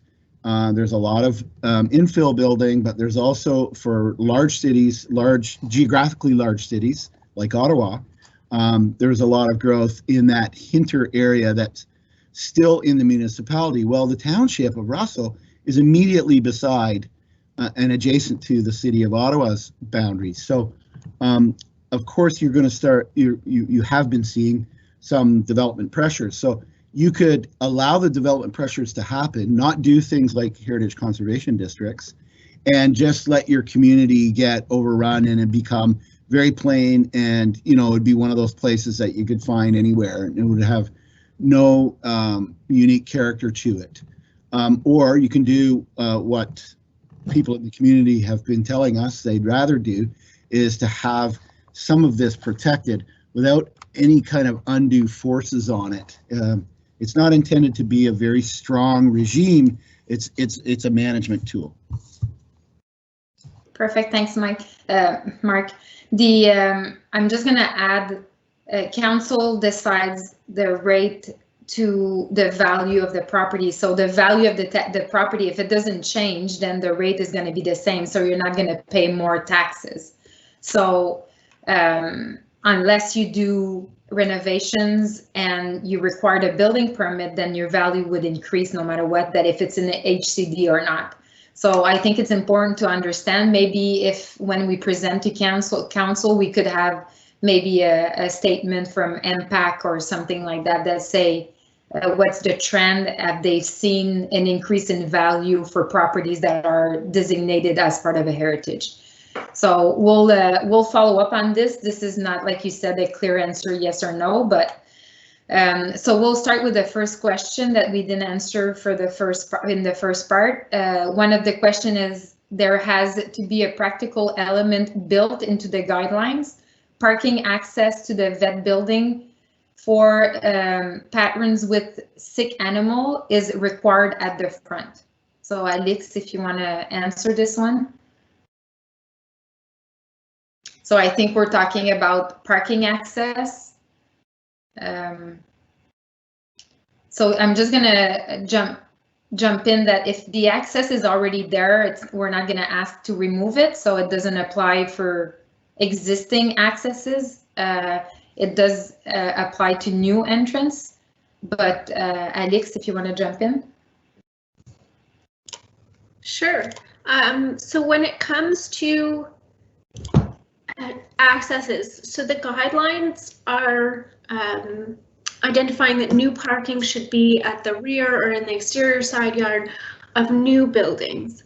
But when designing those new buildings, that can be taken into consideration in terms of how access from that parking to that main entrance is planned. So again, as Dominique said, we're not going to be going around and having people remove existing parking. This is specifically for new buildings or conversion of existing buildings. So for example, if you're taking an existing house and converting it into a commercial building, you'd be adding some parking, and that new parking, we'd want to see it at the rear or exterior side of the side yard of the building. So that's kind of part of it. The answer is that buildings can be designed to accommodate that and make sure the entrances are conveniently located for where the parking is. Additionally, for buildings along streets like Concession Street, on-street parking can provide some of that immediate access. So the current zoning in the village core, which most of those commercial properties are in, already requires that buildings have a setback between 1 meter and 6 meters from the front property line, which really doesn't allow for a lot of new parking in the front of the building. So that means that any new development that wants to put parking at the front of the building actually has to go to council and request a zoning bylaw amendment in order to allow their building to be set back further from the street in a lot of cases. So it's kind of about designing buildings that are compatible with that design guideline in our heritage district around parking at the rear and side. And I just want to add, it's when possible. So if we see that it's not possible to have the building at the back, there's processes that could be followed, and then the parking would be permitted at the front. Yeah, so as I've kind of stated in some of the information about the heritage impact assessment, so in some cases, if a proposed development can't meet the guidelines in the plan or guidelines, or they don't want to meet what's set out in the plan and guidelines for the Heritage Conservation District, they can have a heritage impact assessment done that would determine how to mitigate the impact of that. And for new development, for example, a new development automatically requires a heritage impact assessment. So if they wanted to do parking at the front of the building, and that was the only way to provide the appropriate access for accessibility reasons, or for certain types of emergencies, then they could include that in their heritage impact assessment so that they could determine with the heritage consultant whether that could be accomplished in a way that would still support the intentions of the Heritage Conservation District. Perfect. So next question, what it means by encouraging good maintenance? How would this be enforced? Is it enforced? So that's a really good question. So the intention is not to be going around and enforcing, you know, semi-annual repainting of wood windows. This guideline is in there because we're encouraging good maintenance and is not something that we'll be enforcing above and beyond the powers already in place in the Ontario Building Code. So the Ontario Building Code already has some provisions that say, you know, if you let your stairs, for example, to access your main door of your house deteriorate to the point where they're unsafe, under the Ontario Building Code, we can intervene and require those to be repaired for safety. And so those cases, that applies everywhere, not just in the HCD, and that's already in place. We use that kind of authority, I'm going to use that term very carefully, because obviously we're not in the business of going around and identifying that you need to repaint your front door or you need to repaint your siding. And that's not the intention of the Heritage Conservation District. The intention is to encourage good maintenance, but it's not going to be enforced in a kind of strict way. So the next question is, I'm interested in the thought of how commercial signage will be addressed. The registry building is a great example. Gorgeous building, terrible signage. So I did see this question came in before the break. Yeah. And we did cover a little bit of that in our presentation. So I think that kind of answers the question, that the intention of the Heritage Conservation District is that new signage would not obscure heritage attributes, would not be backlit, and would be pedestrian friendly. And so the intention is that new signage would be more compatible with heritage buildings and the Heritage District as a whole. So there's another relevant question. I think they were asking us if the registry office if the HCD was to be approved prior to the sign to be installed on the registry office, would the planning department recommend the signage as installed? So that's a very what if scenario. So obviously the signage is already there, but in terms of comparing it to the guidelines that are in the draft plan for the HCD, the sign that's there would not meet the guidelines as they are set out in the HCD. So as we've already specified, the HCD planning guidelines is not intended to be something that's retroactive. We're not going to go to property owners who have existing incompatible signs and require them to take them down. That is not the intention, and that's not what will happen.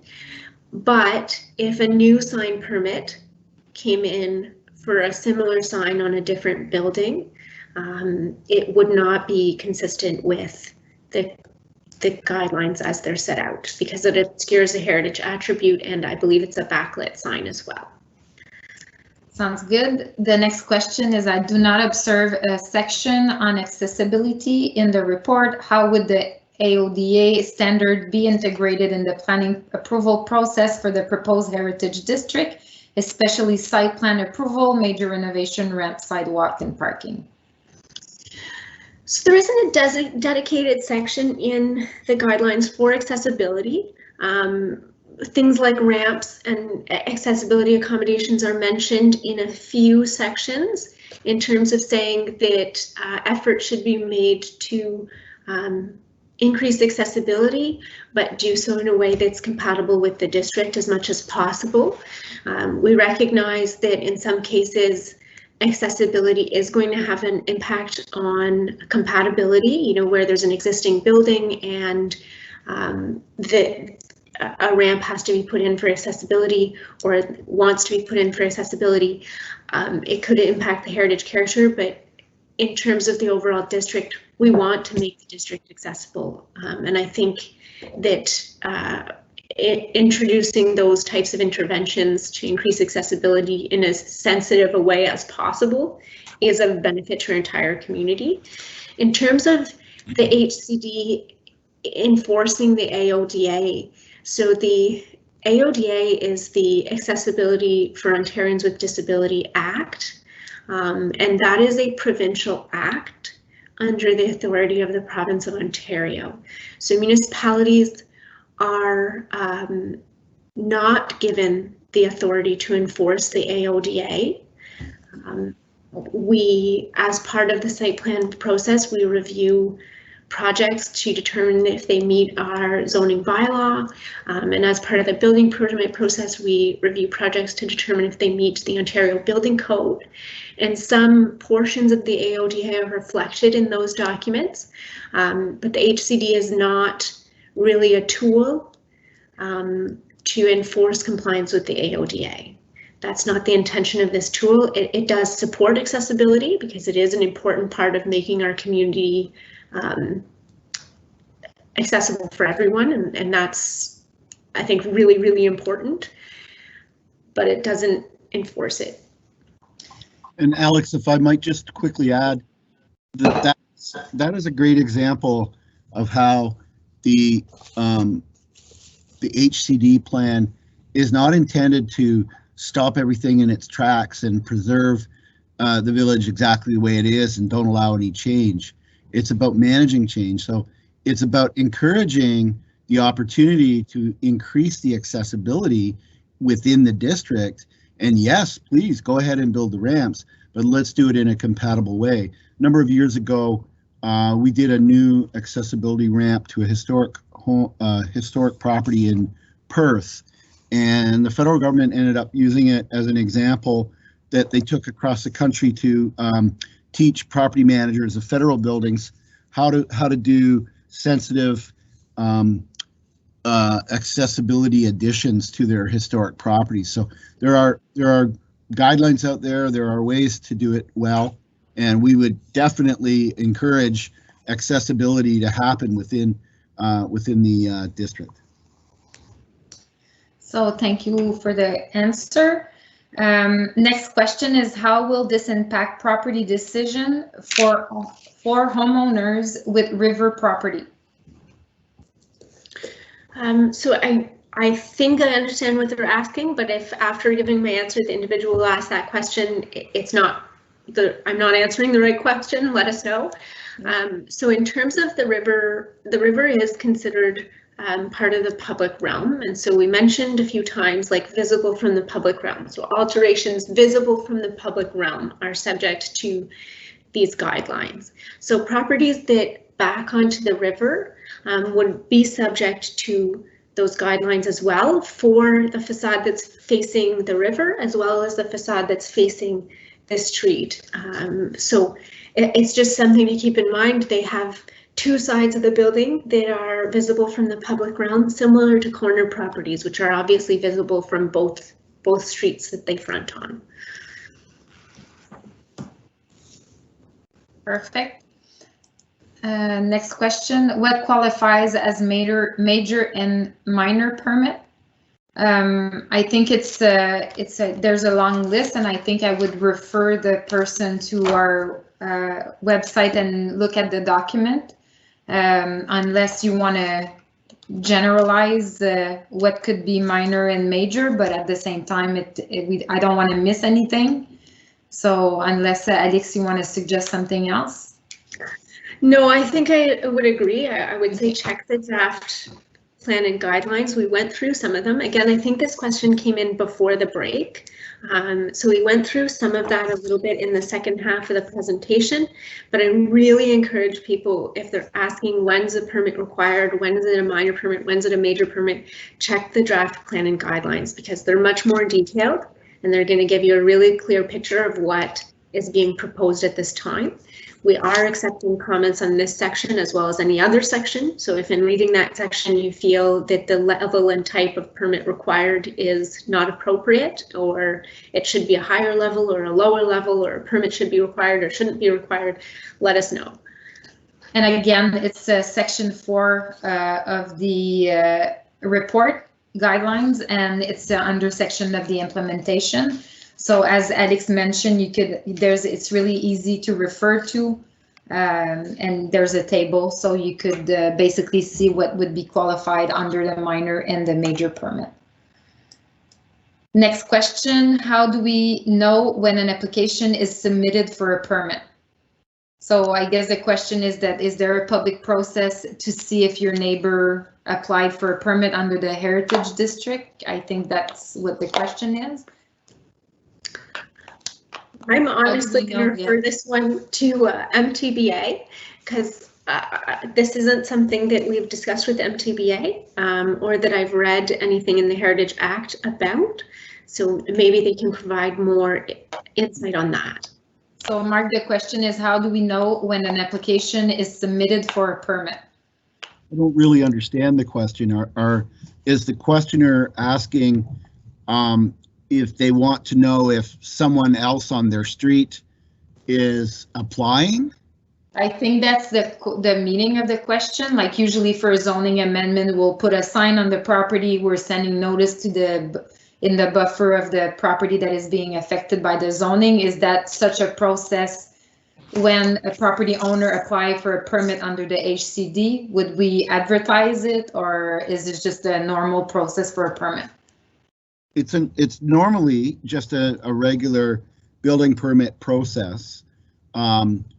there are opportunities for municipalities to publish it, but to my knowledge, not many municipalities take that up.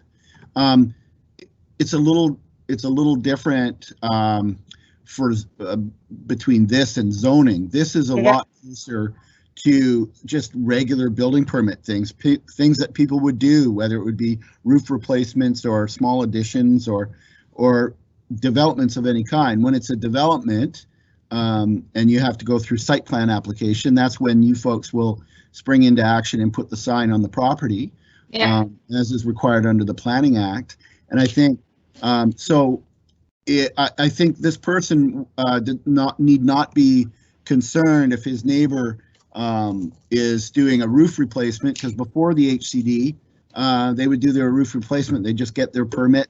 You wouldn't know that the neighbor was getting a permit, and it would happen. And that doesn't really change. So this question is about an instance where the HCD doesn't really change the existing situation. Yeah, perfect. So Dave, the answer to your question is you won't know if one of your neighbor or somebody in the district would apply for a permit under the HCD, the same as when they apply for a building permit.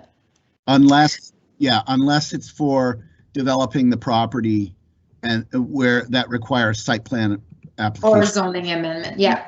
You're correct. So I was just gonna jump in and say, like, if it's a major new infill project or redevelopment of a site, it would often be subject to site plan control. So there wouldn't be notice necessarily of a heritage permit application, but there would be notice of a site plan application. So for major new developments, that would be the case. You'd see a sign go up on the property indicating that we had received a site plan application. So I'll resume the answer to Dave. The answer is if there's no planning application requiring a zoning amendment, minor variance, or a site plan, you won't know about it. There's no public process under the HCD. So next question. I believe so we answered that question prior to the break about the should and how would it be accepted, and the person answered back and says would not have to argue or defend their choice in order to have their application approved when it says should. So I don't know if somebody want to add something to that, or it was pretty clear from the beginning, but. So I'll add a little bit. So again, when somebody comes in for heritage permit, and I'm going to use the window example, again, they have wood windows and they're proposing to switch to vinyl windows. The planning department will absolutely talk to them about best practice as identified by the Heritage Conservation District. But that's a conversation. So it's not intended to be a pressure situation. You're not intended to go in there and having to fight tooth and nail to be able to do the vinyl windows. It's just that we want to make sure that when a property owner is making that choice, they're aware of what's encouraged through the HCD, which is keeping the original wood windows and maintaining them, and that they're making an informed choice to do vinyl windows instead. And then we'll also have the conversation with them about the vinyl windows needing to match the kind of original size, shape, and location, and have similar muntin details and things like that.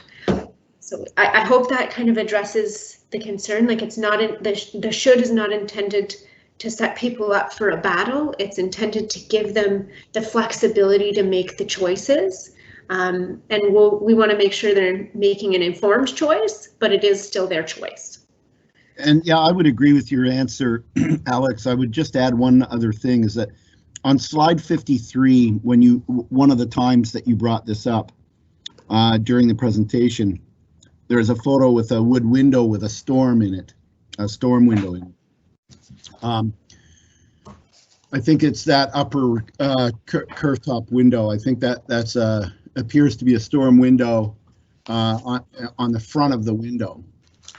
And it reminded me about studies that have been done that compared rehabilitating wood windows and also so carpenter rehabilitation, but also using new sealants and weather stripping, adding storm windows where there aren't, et cetera, ends up being a very similar cost and gaining a very similar R value to new pre-manufactured windows.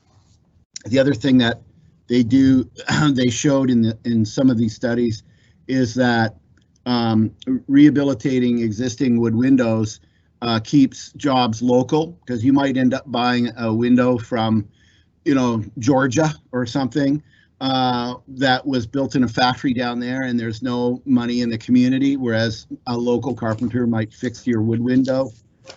There is a lot of other costs and reasons for looking at that. And so, yeah, I think the window industry has, to a certain extent, brainwashed people about what you need to do to make your house better. And, buy our new cheapo windows that normally last about 25 years, and wood windows usually last between 50 and 100.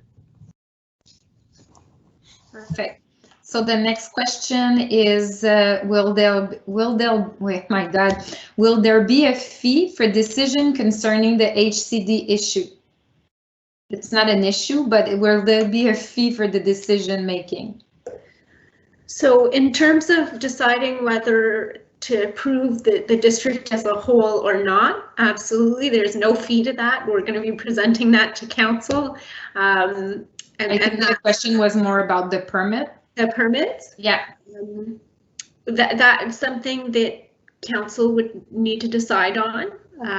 My understanding is, we want to make, the planning department would like to make this process as accessible as possible, and we don't want to put any additional burdens on individuals in the district than we absolutely have to.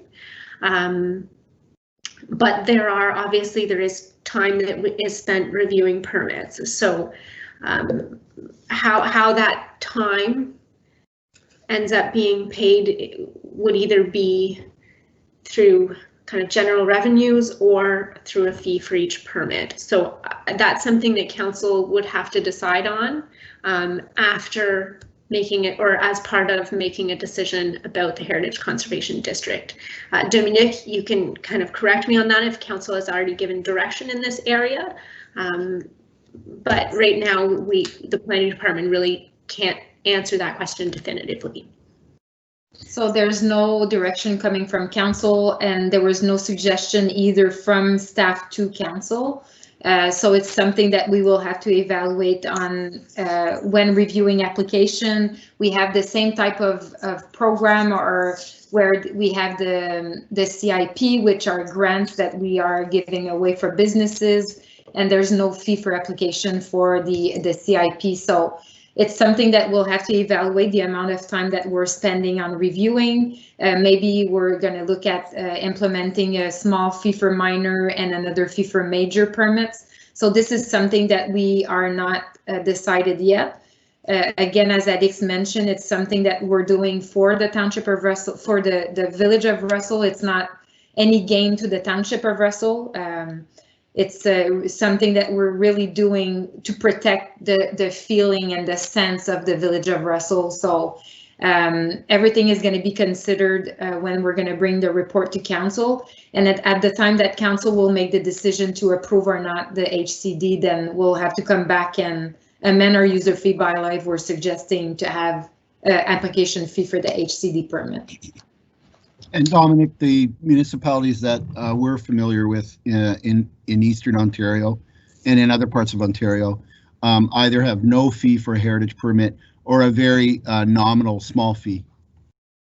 Yeah, and again, this is something that we'll have to compare, and I think it's a great example. Usually when we have fees that are implemented, we always compare ourselves with other municipality that would have a HCD, and if you're saying that they have no fee then, or a minimal fee, I'm comfortable with that as well. So the next question is, I love Russell. I think it does a great job at keeping the street clean and clear of snow, plowing the sidewalk, and the services are very convenient. What concerned me about the HCD is that the streets have hydro poles in the road and the sidewalks are falling apart. Why isn't the municipality improve these things before telling homeowner how they should maintain their own property? Great question. So I'll try and tackle that one. That's a pretty big question. Yeah.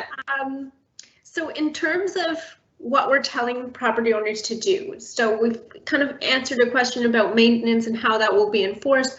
We're encouraging property owners to do regular maintenance, but other than for safety reasons, there's not really an enforcement component to that. In terms of when changes are done, that's when the guidelines come into play, and that's when we're asking property owners to be consistent with the Heritage Conservation District plan and guidelines if they're approved. In terms of the public realm, I want to acknowledge we have done some work towards improving the public realm in Russell and in Embrun. So recently, we did do a streetscape master plan for an area of the village of Russell, which included the main street, like part of Concession Street, and it identified areas for improvement in terms of street furniture and if additional lighting was required, and hydro poles, and all the utility lines. And so that kind of report was done, that was brought to council, it was approved and accepted. And we're starting to see kind of implementation of that. I'm going to point to Embrun in this case, just because I know for a fact that this has been done. They've started some of the benches along Notre Dame Street were in really bad shape, and they started replacing those benches with the benches that were recommended in that streetscape master plan. So the municipality is investing in the streetscape. We know that it's not perfect. We know we have some work to do. And the infrastructure department has been working, I believe, on an inventory of all the sidewalks, identifying where there's the highest need for investment in repairing or constructing sidewalks. But as I'm sure everyone as taxpayers can understand, we have a finite budget, which means that those investments have to happen based on where there is the priority and based on where the budget is allocated for a given year.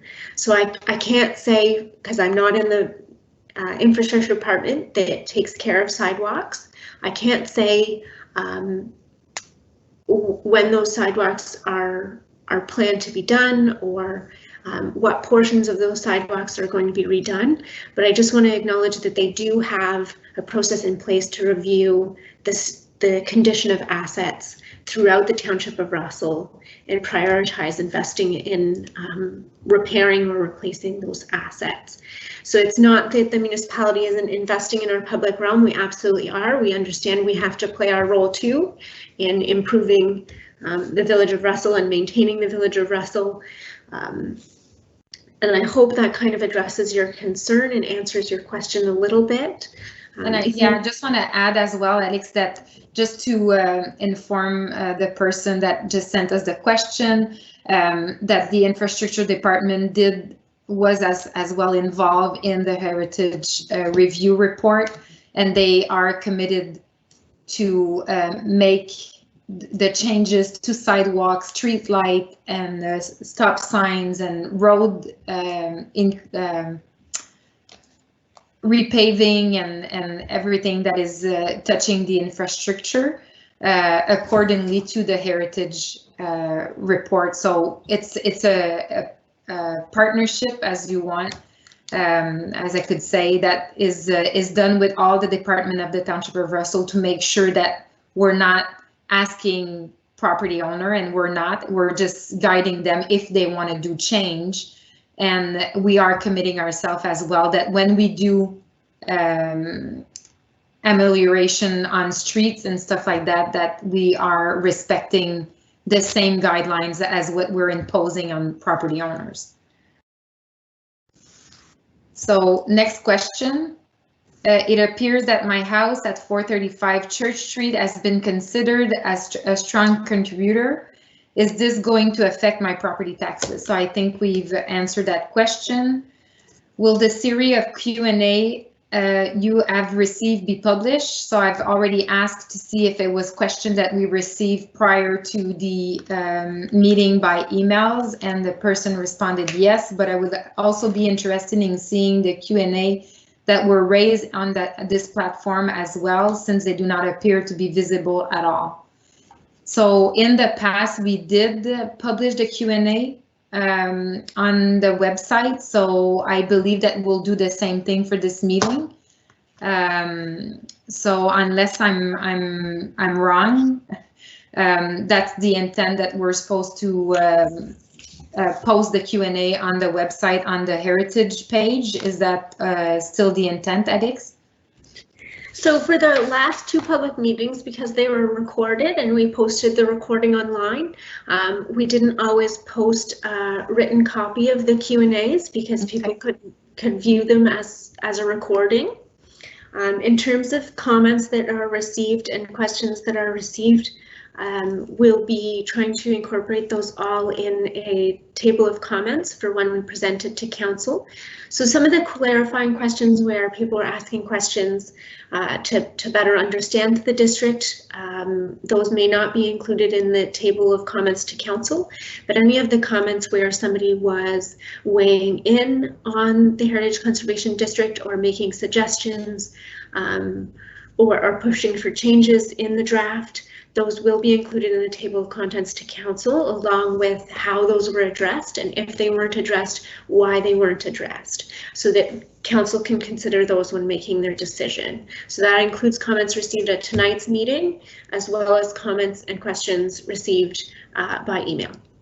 Perfect. Next question is, I'm fairly certain that stucco covered home is not a heritage, so would it be okay if I change my stucco to a thin home cladding?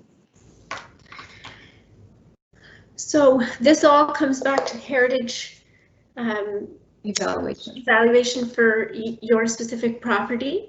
So we encourage you to contact us, and we'll kind of go over that heritage valuation for your specific property and share that with you.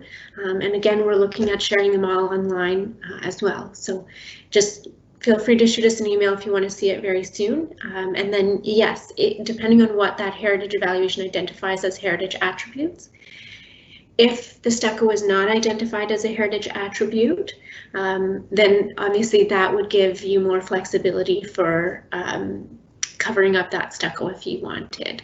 So because I don't know the specific property off by heart, and I don't have the ability to access those while I'm doing the presentation. We have access to them on our shared drive, but while I'm doing the presentation, if I access the shared drive, it can cut off my access to the video. So Alex, Carly could probably confirm, but I'm 99.9% sure that there nowhere in any of the property evaluations is stucco considered a character contributing heritage element. Okay, well that clarifies things. Perfect. So I've been publishing a lot of questions about the fees, and I just hope that people are not thinking that we're just skipping over the question. It's just that the fees has not been determined yet. We're looking at a minimal fee or a no fee at all. So as mentioned earlier in the presentation, please send us an email either to myself or Alex to either be added to our circulation list. So, or if you just have questions, or if you want to know the next steps, or if you have any question, feel free to send us an email and we'll gladly answer if we know the answer. If not, we'll find the answer and provide you with the answer to your question. So the next question is, what will the rezoning of the house of somewhat contribute prevent us from doing? I've answered that the HCD does not change the zoning of your property, and the person said, I mean, what impact will there be on the house that is somewhat contributing? So this comes back to our property evaluations again. So one of the examples that we used was this house here, which is a strongly contributing property. And we had identified that these are the architectural values, the heritage attributes that were defined for that specific property.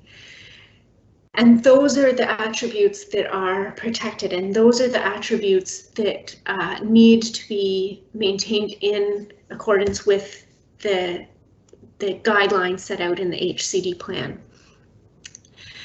For a strongly contributing property, it would be similarly based on that heritage evaluation for that specific property. So it's hard to give you very specific answers about how it's going to impact your property without knowing exactly what property it is and what the heritage attributes are for that property. So as Dominique mentioned, we suggest contacting us for the property evaluation for your property. And then if you have something specific in mind that you are hoping to do, you can let us know that as well, so that we're able to speak to that specifically, because there's a lot of guidelines that may not apply. For example, if what you want to do is switch wood windows to vinyl windows, then we can speak to those guidelines specifically in relation to your property's evaluation. But if you're thinking of doing an addition, then obviously we can speak to those guidelines more specifically when we're answering questions or emails about your specific property and the impact it would have on your specific property, because it does depend a lot on what's defined as those architectural value and heritage attributes for your property, and the other attributes on these evaluations. And Alex, if I can just underscore one of your points, and I believe you mentioned it at the last public meeting, but I don't think I heard it tonight. One of the things that'll give property owners within the district a little bit more comfort, I think, is to know that you encourage people who want to make some changes to their property to come in to see you first. Like, before they get into the whole process and they hire a draftsman or whatever planning they do, hiring a contractor or whatever, just to come in and talk to you folks. You folks know this plan really well and understand the nuances really well. And I can't encourage you enough to just drop in and make an appointment and drop in and see, just, talk about your ideas and your plans with Alex or someone else in that department, and they'll sort of help guide you and give you a lot more comfort that you're not about to embark on something that's going to come back to bite you in the end. So I think that's a really good advice to share with people as much as you can, to just drop in. You're going to find the planning department people are very reasonable people. I just want to say, during COVID, we're also doing virtual meetings. Yes. So it makes it a little easier, so that the drop-in can just be a phone call away. And if you're going to come in person, you will need to book an appointment right now, just because we're not always in the office at all times. So we're going to try to end at 8:30, so I'm going to ask you to maybe shorten your answers, and so we could cover all the questions. And if we don't cover your question, please send it to us by email. So don't you think that homes with both street view and a view from the river are being double impacted by this heritage deal? Can I just start by saying, we're not impacting people and we're not impacting property owner. We're just guiding you in decisions that could affect the construction. So if you're not planning on doing any addition or any renovation on your building, then we're not impacting anything. And if you are planning on doing renovations or something that is stipulated as requiring a permit under the heritage, then we're just going to guide you in the best decision to construct the way that you want to do. So I feel that impacted is really negative, and that's not what we're trying to do. So that was my opening statement. So, yes, obviously, if you have a heritage property and the district is passed and it fronts on the river and the street, there are two facades of your building that are subject to the guidelines. However, this is similar to corner properties, which obviously have facades on two streets. And the idea is simply that changes are compatible with those views. So it doesn't mean that those two facades are frozen in time. So we just want to say, yes, it has an impact, if you want to use your word, on those two facades and what can be done on those two facades. But the intention is to manage change, not prevent it. And so, yes, we would be looking at changes that would happen on the front facade and the facade facing the river, but it's to consider their impact, the effect they have on the overall district, and ensure their compatibility. And just to add one more point very quickly, we did extensive consultation with the community, and what we found was people who live in the village of Russell love the village of Russell. They're there for a reason, because they love the village of Russell. Well, the plain truth of the matter is we could lose the village of Russell if we don't manage change. And so what the plan and guidelines are doing is the very reason why you want to live there. It's trying to protect that value that you love.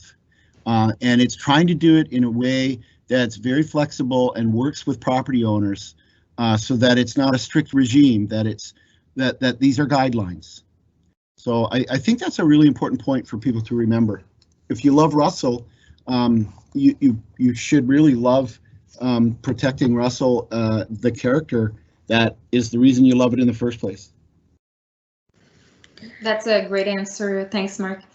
Next question is, how would a homeowner or business owner know they need a permit if changing roofing material or changing window, etc.? Minor repairs.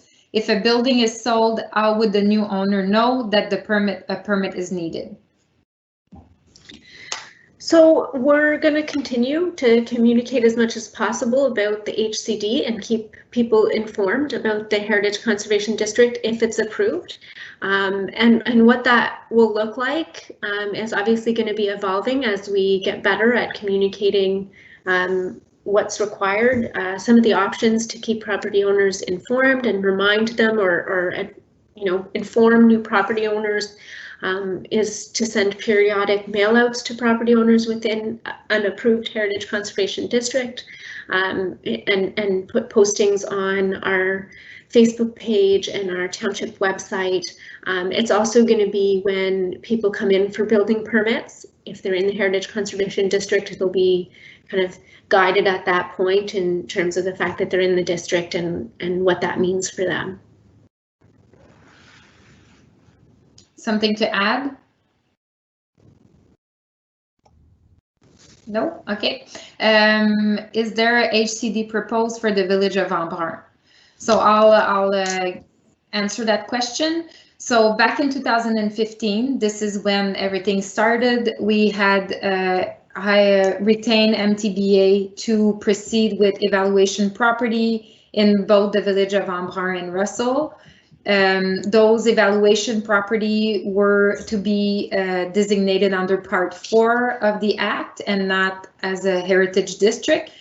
So the full report that was proposed in 2015, there was evaluation property that included Embrun property as well as Russell property.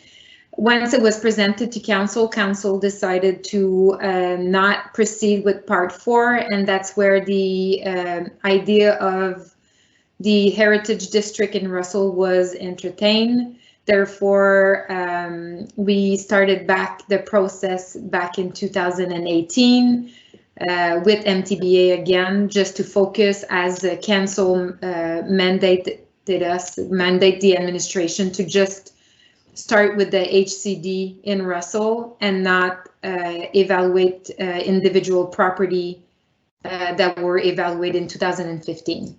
So Mark, do you want to add something, or this is pretty much history?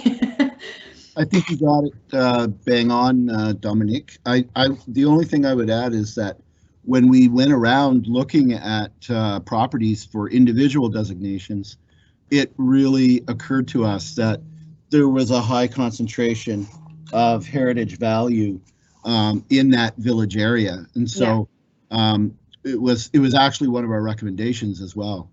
And I think council, well, they obviously like that direction. Yeah, for sure. So that's why there's no property at the moment being looked at under designation in Embrun. So the next question is, if a property owner wants to renovate using green energy efficient materials such as non-wood window or door, it seems like it would not be permitted. Is this correct? So I hope it's been pretty clear now after answering some of the questions. I don't know when this question came in. Energy efficiency can be achieved in many ways. Some of those ways can be maintaining existing wood windows, for example, but it can be replacing them with newer windows. And that is something that is permitted. Again, our guidelines say like wood windows should be maintained, but it doesn't require them. And if a house already has older vinyl windows, then absolutely those can be replaced with newer, higher efficiency vinyl windows. Like the vinyl can be replaced with vinyl, and wood windows should be maintained, and there's ways of maintaining them and improving wood windows to achieve efficiency, but they can also be replaced. Similarly with doors, again, I mean, we encourage maintaining doors where they are a heritage feature, where they're really iconic and really contribute to the overall character of the building. But for energy efficiency purposes, nothing prevents someone from introducing energy efficiencies. And we do even have guidelines on modern equipment. So if you're looking to add things like solar panels, that can be done. It's just that the guidelines would support doing that in a compatible way. So putting those on building like roofs, for example, that aren't as visible from the street where possible. Next question. Why don't you grandfather in participation in the heritage program? Current owner not affected, but once the home goes on for sale, then the new heritage rule would then apply. I'm just going to start by answering part of that question, is that it wouldn't, if we were to do that, we would not achieve what we're trying to achieve to protect the village of Russell, because we don't know.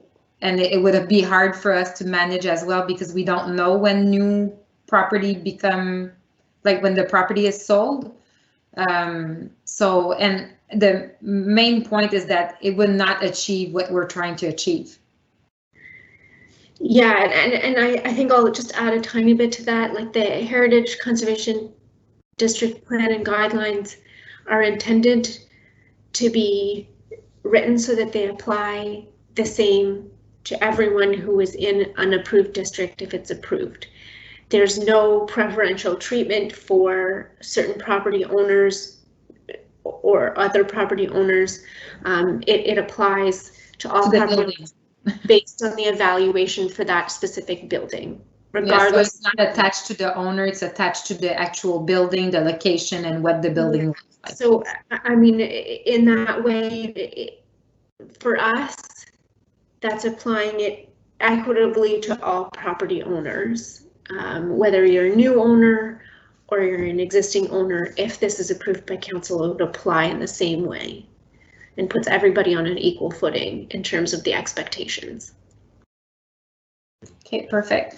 So the next question, I think we covered it, but it was like sent prior to when we discussed it, but there was added sub-question to it. This says, have any study analyzed the impact on property taxes with the introduction of the HCD in order to accommodate the change restriction that get imposed on the township.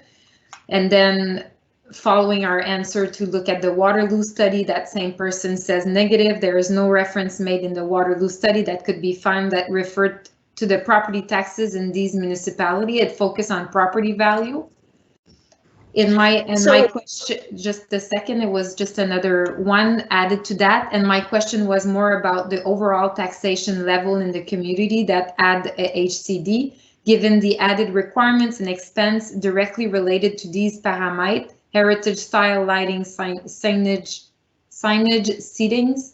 Do communities see a parallel increase in the operating costs that result in an increase in the tax rate? So I'm going to be honest and say that I'm not sure that there's a study that looks at taxation rate in comparison to a recent Heritage Conservation District approval. But this is a question that did kind of come up a little bit when we were doing the Streetscape Master Plan, because obviously that Streetscape Master Plan was recommending styles of benches and lighting. And the reality is that these types of interventions, generally the municipality is embarking on those interventions when they're necessary anyways. So like homeowners, where we're saying, if you're not proposing any changes, we're not going to be forcing you to make any. The municipality is under the kind of similar situation where approving the Heritage Conservation District is not going to force the municipality to invest in all new signage for the entire Heritage Conservation District or all new lighting for the Heritage Conservation District.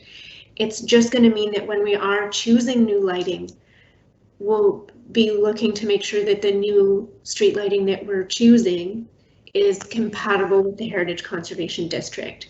And so oftentimes those decisions don't need to come with a huge additional price tag because we're replacing old lighting anyways. And so the decision between a non-compatible light and a compatible light may actually be revenue neutral. There may be no difference in price between an incompatible light fixture and a compatible one. Sometimes there is an additional cost, but again, that depends on the specific decision made. And I know we have some councillors with us here today, and they take budget decisions very seriously. So I think when we're reviewing these decisions and making these decisions, that would obviously be a factor for them. And choosing a light fixture, for example, that's compatible while not incurring undue costs for taxpayers. Similar to property owners, if you are making renovations to your house, you're gonna, do what you want, but you're gonna try and find a way to do that in an affordable way. I think it's kind of a direction council has taken to make wise financial decisions. So next question is, will this be presented to council next year? I'm going to be giving the safe answer here, is that we didn't decide yet. It all depended on comments and questions that we were receiving tonight. And depending on how much work would those questions and comments would take us to change in the document. So there's no decision yet on when it will be presented to council.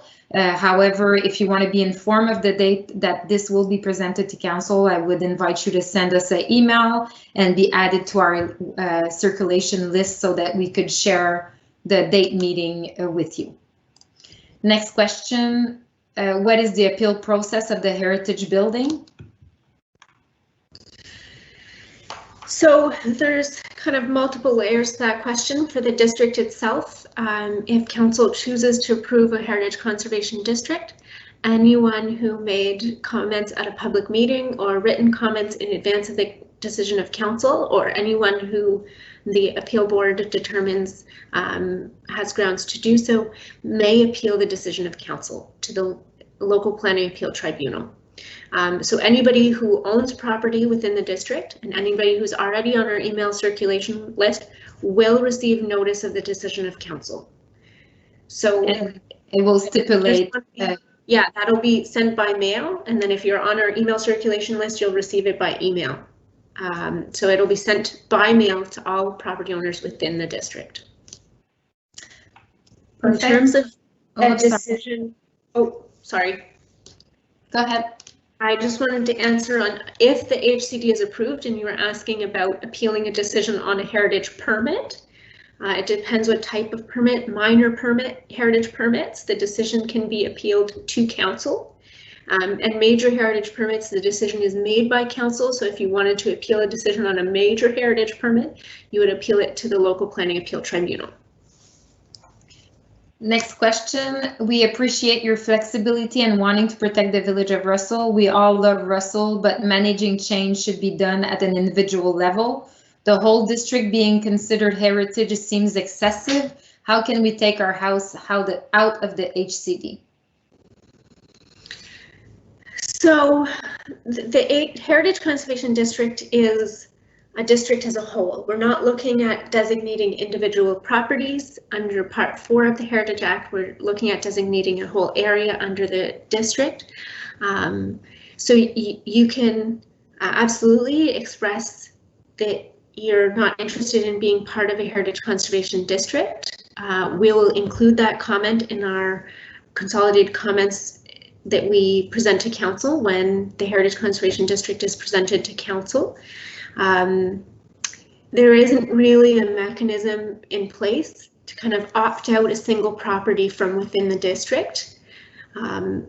Now, if we receive your comments on being excluded from the district and we're reviewing the boundaries of the district to see if it makes sense to adjust the boundaries, we will do that in advance of going to council, but I believe MTBA, when they were preparing the boundaries of the district, tried to include the extent to preserve the heritage character without including too much Village of Russell that didn't need to be included. So I don't know if that answers your question, but there isn't really a mechanism to just opt out a single property.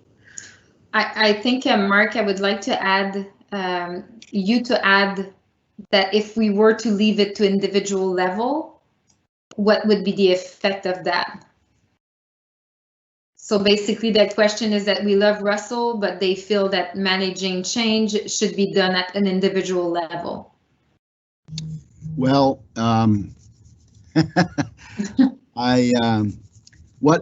what we found over the years, I've been in this profession for over 35 years. What we found over the years is that we see that if it's totally left to individuals, the value is not preserved. And that's not blaming any individual. Each person has their own opinion about how their own property should evolve over time. But like a lot of accomplishments of a community, they're usually done together. You know, the Russell Fair is not somebody coming along with a unique idea and looking after it themselves. It's community pitches in. We found a lot of aspects of Russell are the intangibles, where the community comes together to look after some things. And there's a lot of that in Russell. And that's not a heritage value per se, although it actually is in a way, and we even mention it. But I just mention it because I think that's how you accomplish these types of objectives. These are pretty large objectives, but we can set it up, and we believe we have set it up. That'll be up for council to decide. But we believe that we have set it up so that there's a pretty high degree of flexibility. But if you have too much flexibility, like going all the way to what the questioner is proposing, leaving it up to the individual, you won't accomplish that community objective. And I'm saying that not because I know Russell intimately and everybody who lives there, but because that's been proven over and over again in municipalities across Ontario. So I don't think it's not surprising. It's like the market tends to go where the market tends to go, and we don't want to disrupt the real estate market, in the sense that we don't want to try and cause inflated values beyond what would be appropriate, or deflated values beyond what would be appropriate. We're simply, this process, this process has been going on in Ontario since the 1980s. And the University of Waterloo study, although I agree with the one questioner, it doesn't talk about tax value, but it does talk about a number of things, and it shows, in fact, that they work, that these district studies and plans and guidelines actually do work, and the satisfaction rate is really quite high. And I think, as Alex mentioned, it's something like, I can't remember your number, Alex, something like 78% was either maintained their value or went up. So it works for property owners, it works for the community, and that's now proven after all these years of doing them. And I might add also that the City of Ottawa, where we've had a lot of experience with being involved in different HCD plans, the City of Ottawa has the highest per capita amount of properties, or a number of districts, and that hasn't changed the City of Ottawa's tax rate. I don't think that there are statistics on this, but I'm not aware, and I literally know very many districts across Ontario, and I don't know of one instance that has been reported that the overall tax was increased. So I'm sorry, I'm trying to answer two questions at once here. But Okay. Go ahead. Yeah, so I just want to mention as well that it's nice when you're a property owner, but when your neighbor decide to sell to a developer, the developer doesn't think about the heritage aspect about the neighbor. He talks about how can he put as much unit as possible to make money out of it. So that's what we need to consider. Yes, it's affecting your property, but think about what's going to be built on each side of your property whenever. Now we're protecting what's going to be built, and Right. it's going to be, and that's the thing, is that yes, as a property owner, you're proud of your property, you want to maintain it, you want to make sure that everything you're doing is to protect and to enhance your property, but you don't control your neighbor's property. And that's basically the biggest bonus of having the HCD, is making sure that the house that is going to be built or repair on your side of your property is going to fit into the criteria and guidelines that we're trying to implement. And it's not going to be a developer that's going to build a 5-story high building because he wants to make money. It's a really good point, and I would add to that no one's saying that we don't want responsible density in the township, but there are better places to make bigger changes in the township than in this core village area. And that core village area, if we maintain it, that's for the enjoyment of the whole township. Everyone in the township will go there to be in one of the green spaces or on the river, or to make a purchase along Concession Street or whatever. So the whole township gets to enjoy a nice, a value preserved village of Russell. But the people inside the HCD actually benefit the most. Yeah. So I'm going to read this one because I think it's funny. It says, sidebar, Mark sounds like Kevin Costner. So we're going to skip that one. So I have a leaking and broken cow delivery door of cast iron that needs to be taken out of the foundation repair. Could I do that without consulting with the Heritage Committee? Is not quite on the street side.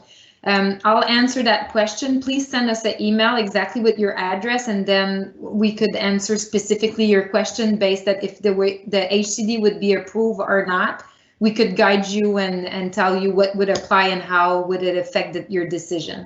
So I think your best way is sending, you have our emails on the last slide in front of you, so please send myself or Alex an email, and then we could guide you with the answer to this question.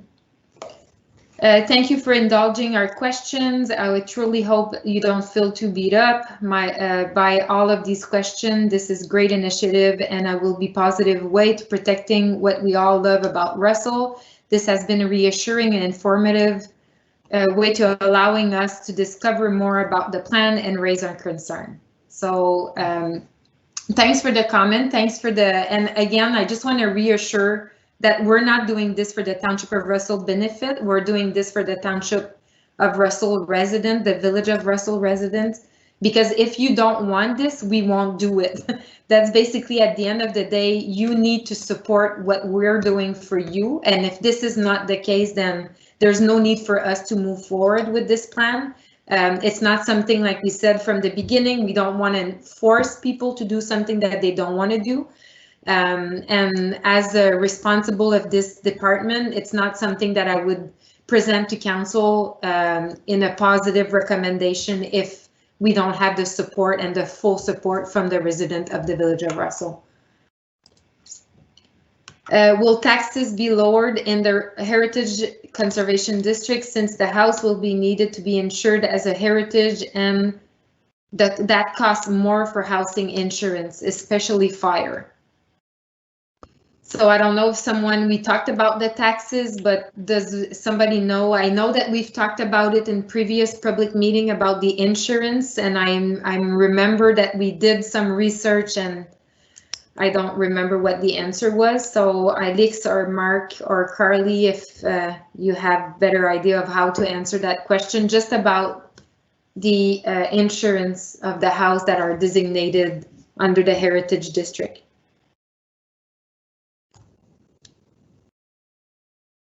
So I'm going to be safe and say, please send us an email with your question. And again, because the tax question came up a lot, we will try to find an answer, either contact MPAC or either contact an insurance company and get the answer, or maybe call a city where they have a heritage district. So we'll try to find an answer. I don't want to answer something that we're not familiar with the answer. So please send us an email. Again, our email is at the bottom of the page, and we'll gladly answer to your question, because I don't think you were the only one asking about taxes. So we'll get back to you. Love the idea about someone had about grandfathering the heritage rule. I think we covered that one. Many people want to renovate their house, upgrade the exterior landscaping because the market is so high. What kind of restriction are being placed on us for renovation? So again, I think we pretty much covered that it's pretty specific for each property of how the HCD will apply to each property. So send us an email with your question and your address mostly, and we'll send you the evaluation of your property, and then we could discuss how permits would apply if you want to renovate, and we will direct you to the right section of the report and maybe get the answer that you're looking for. But as a general question, it's kind of hard for us to answer at this point. We did not receive any word on this process until the letter arrived advising us of this meeting. So I'll answer that question. This has been an exhaustive process. We've been dealing with this for the last 2 years, and we went over all the public meeting in the previous slide of the presentation at the beginning. There's about 2 or 3 notices that were sent to all the property owner in the district. So if you didn't receive it, I'm sorry. If you want to be aware of all the next steps coming forward, or if you have questions, please send us an email and you'll be part of our communication list. And that list, every time that there's action in this file, I should say, we are proactive in sending email to the people that noticed us that they wanted to be aware. So that means next council meeting, next public meeting, next update on our website, you will receive an email. if you're sending us an email saying that you want to be part of that communication list. It sees the same person. Now it seems like the process is too far along to affect any real change to it. That's not true. Like we've mentioned throughout the public meeting, we are welcoming any proposed comments, change, question. We have a table that is being prepared for next council meeting whenever this will happen. That includes all the comments received to date, how they were addressed or not addressed, the reason why they were addressed or not addressed. It's never too late until council decision, which is not determined when council will make a decision. So again, if you want to review the document, you're more than welcome to send us your comments and feedback. And again, if you want to be part of our communication list, send us an email. Next question is, my house is part of the HCD and the previous owner did not maintain it well. I'm a young owner and I want to redo it, especially the outside, one day when I can afford it. How will this new regulation impact me? I'll yeah, really go ahead. So the guidelines are not intended to prevent you from making improvements to your property. They're intended to shape how those improvements are done, to make sure they're done in a compatible way. Depending on your specific property evaluation, it would identify if any of the exterior components of your building, like the siding material or the location of windows, are heritage attributes, and that could shape how your kind of redo of the outside of the building is done, but it won't prevent you from kind of improving the exterior of your building. It'll, like I said, it'll just kind of shape how that looks depending on the heritage attributes for your specific property. And I want to be clear again, the Heritage Conservation District is specific to what's visible from the public realm. It has no impact on what's inside the building. And again, if you want to have more detail, you could send us an email with your address, and then we could guide you on how your renovation could proceed. I would just add that 95% of the guidelines don't cost any more money. It's just showing you a way of designing it or a way of executing it that might have been different than what you had thought, but is compatible with the neighborhood, compatible with the street, and it's not adding money. It's just designing it in a way that makes it compatible. So it's a comment, Mark. The majority rules. Some antagonists just don't like rules, guidelines. Ask this person why they moved to Russell, or conversely, if they don't like the concept, they move out. We need guidelines to preserve the district and the ambience of the community. Once the heritage feature is lost, it is gone forever. A community is based on cooperation. That's a really, somebody wants to add anything to that? Words of wisdom, Dave. Yeah, perfect. I like that comment. Thank you so much.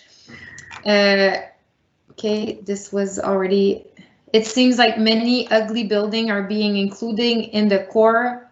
We have many beautiful buildings that should be maintained, but should mark heritage would include the garage at the end of the Castor Street. That building should be changed, not preserved, like many in that area. It would be better for only the nice building to be included. So I'm going to jump in a little bit, and maybe Carly and Mark can add to this. So heritage isn't always just about the showstopper houses. Heritage is about the entire buildup of a community. And so sometimes that includes some buildings that are maybe not as showy as heritage buildings like the Painted Lady or the registry office, but they really do contribute to the heritage of our community or played an important role in shaping our community to where it is today. That being said, some heritage buildings that are identified as strongly contributing or somewhat contributing buildings are identified as somewhat contributing, for example, because some of the heritage character has already been lost through replacement of siding with materials that haven't held up so well. And so, you know, there are some buildings in our Heritage Conservation District that are identified as somewhat contributing or strongly contributing that could use a little bit of reinvestment, maybe. But again, the guidelines aren't intended to prevent that reinvestment. It's not intended to freeze all of those buildings in time. It's intended to shape how that reinvestment is done to make sure that it is compatible with the heritage character of the Village of Russell and the heritage attributes of those buildings.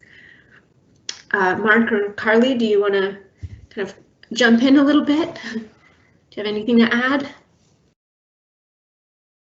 I'm just gonna, sorry you didn't mention me, but I'm gonna add something. Absolutely. I'm gonna add that it's protecting the building that are to be protected, but at the same time, as mentioned earlier, it's protected to be what's going to be built on the neighbor's property as well, right? So if one of the non-contributing house is being demolished, then the fact that it's a district, then we could guide that new construction as well to meet the guidelines that everybody would apply to for their building. So it's not just protecting the actual building, like you mentioned, it's to protect that feeling, that special place of the Village of Russell as a whole, and not just by units, right? Something else, Mark and Carly? Well, I think between the two of you, you really answered the question well, but Carly may have something to add.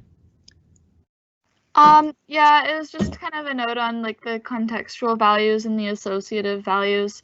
Like there's some houses that, you know, they're really, really old, like they're like 150, 160 years old, and you know, they've been changed a lot, so it's not as obvious maybe like just looking at them like why they're important, but like they have stories to tell.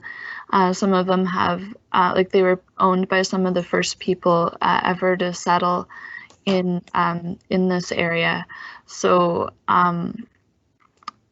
for that reason, they might get their score might seem a little bit higher than some of the more showy or flashy key properties. Perfect. So, oops, sorry. I'm going to add one thing. If you're reviewing the heritage evaluations for a property and something seems off about it, we are accepting comments on the heritage evaluations themselves as well. So feel free to comment. Please do. Last question. We did it. I think you should give tax break and tax incentive to people in the district instead of doing the HCD.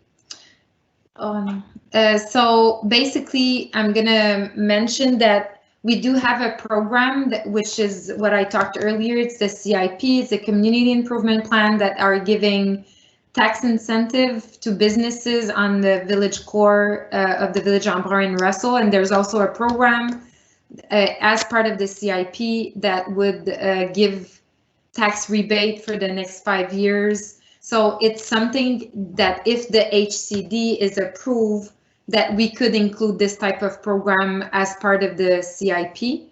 So your question was asked if instead of this, the HCD, but it's not going instead. It's if the HCD is approved, this is the type of program that could apply to properties inside the HCD.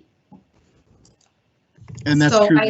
There are other municipalities in Ontario that have like heritage grant programs that apply only to Part 4 or Part 5 heritage buildings. So your community doesn't have that right now, but that's not to say that eventually they might not have it, and that might could be part of a CIP, or it could be just a program on its own. Yeah, and the main point to understand is that there is some types of program, but it needs to be designated HCD, so that this program would not apply to private properties. Right. Yeah, so then last question, and we're not, I don't want to be rude, but this was the last question, and there's one that just was added. So after this one, we're going to conclude. Since this study is protecting the shoreline of the Castor River, what will the municipality be doing to take sure it stays flowing and nice? This summer it was very dry and swamp-like. Can we fix that? Okay, so I'm sorry, I'm not quite sure that we will be able to answer that question unless I'm mistaken, but Alex or Mark or Carly, do you want to attempt to answer the question, or? So I'm going to say the flow of the Castor River is out of the scope of the Heritage Conservation District, even if it's approved. So obviously water courses are subject to natural fluctuations in precipitation. So if we get less rain, they can end up being drier than normal. Additionally, if there are like weirs or dams on the river, it isn't the municipality who controls the opening or closing of weirs or dams. That would usually be the Conservation Authority. South Nation Conservation, I believe, would be in charge of that along the Castor River. So it's not really something that we can address through the Heritage Conservation District at all. Yeah, and again, I think your suggestion, if that's one of your questions and you want to know the answer, South Nation Conservation would be the best authority to answer that question. And so having said that, sorry. And having said that, if the HCD is approved by council, that gives your community more ammunition with the authorities who are in charge of the waterways.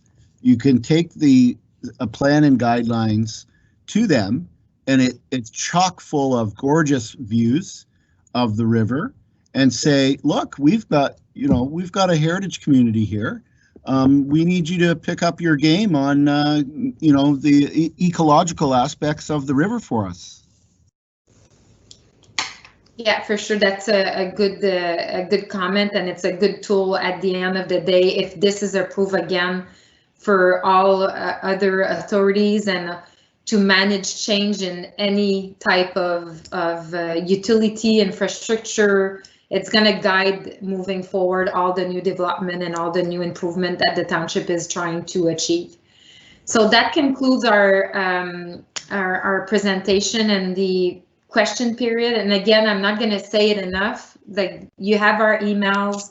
This is not something that we just started yesterday. Like we've mentioned, it's been since back 2015 even, and started back in 2018. I apologize if you were not aware of this before. However, there's a way of you being aware, so please send us an email with your name and address and your questions, and that you want to be part of the communication list, and we'll be happy to share with you all for new steps. And again, I'm going to mention it before I ask Alex and maybe Mark to make a final comment. We are doing this for the resident of the village of Russell, and if you don't want to support this, then this is not something that the administration will proceed with. So we need your support, and we want you to see the benefit of it, and we want you to be on board and help us get this achieved. So that's my final comment. Alex, I don't know if you want to conclude with your comment. So I just want to thank all of you who've joined us tonight, and all of you who are still with us, because our public meeting went more than an hour over.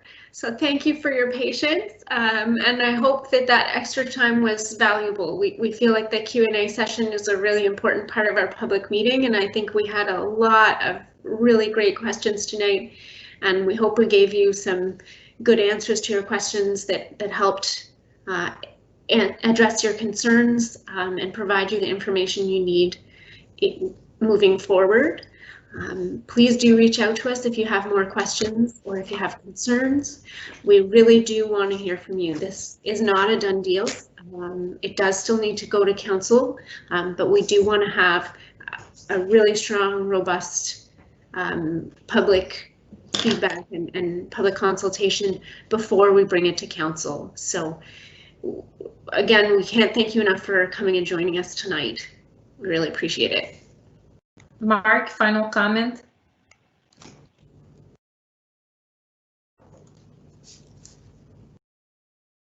I think you're muted. Sorry, I just couldn't find my mute button there. I'm purposely not going to make a final comment because I think the final comment, this is a community-based process and a community-based initiative. And I would prefer not to make a comment so as to put more importance on what the people in the community have to say. It's their plan, and you know, they just need to let everyone know how they feel about it. Perfect. Thanks, Carly.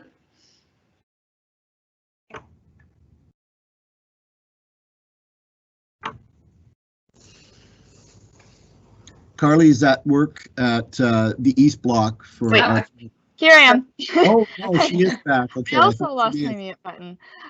Anyways, I just wanted to say that it has been a pleasure to work on this project and to get to know the buildings in Russell and just like the character of this beautiful little village.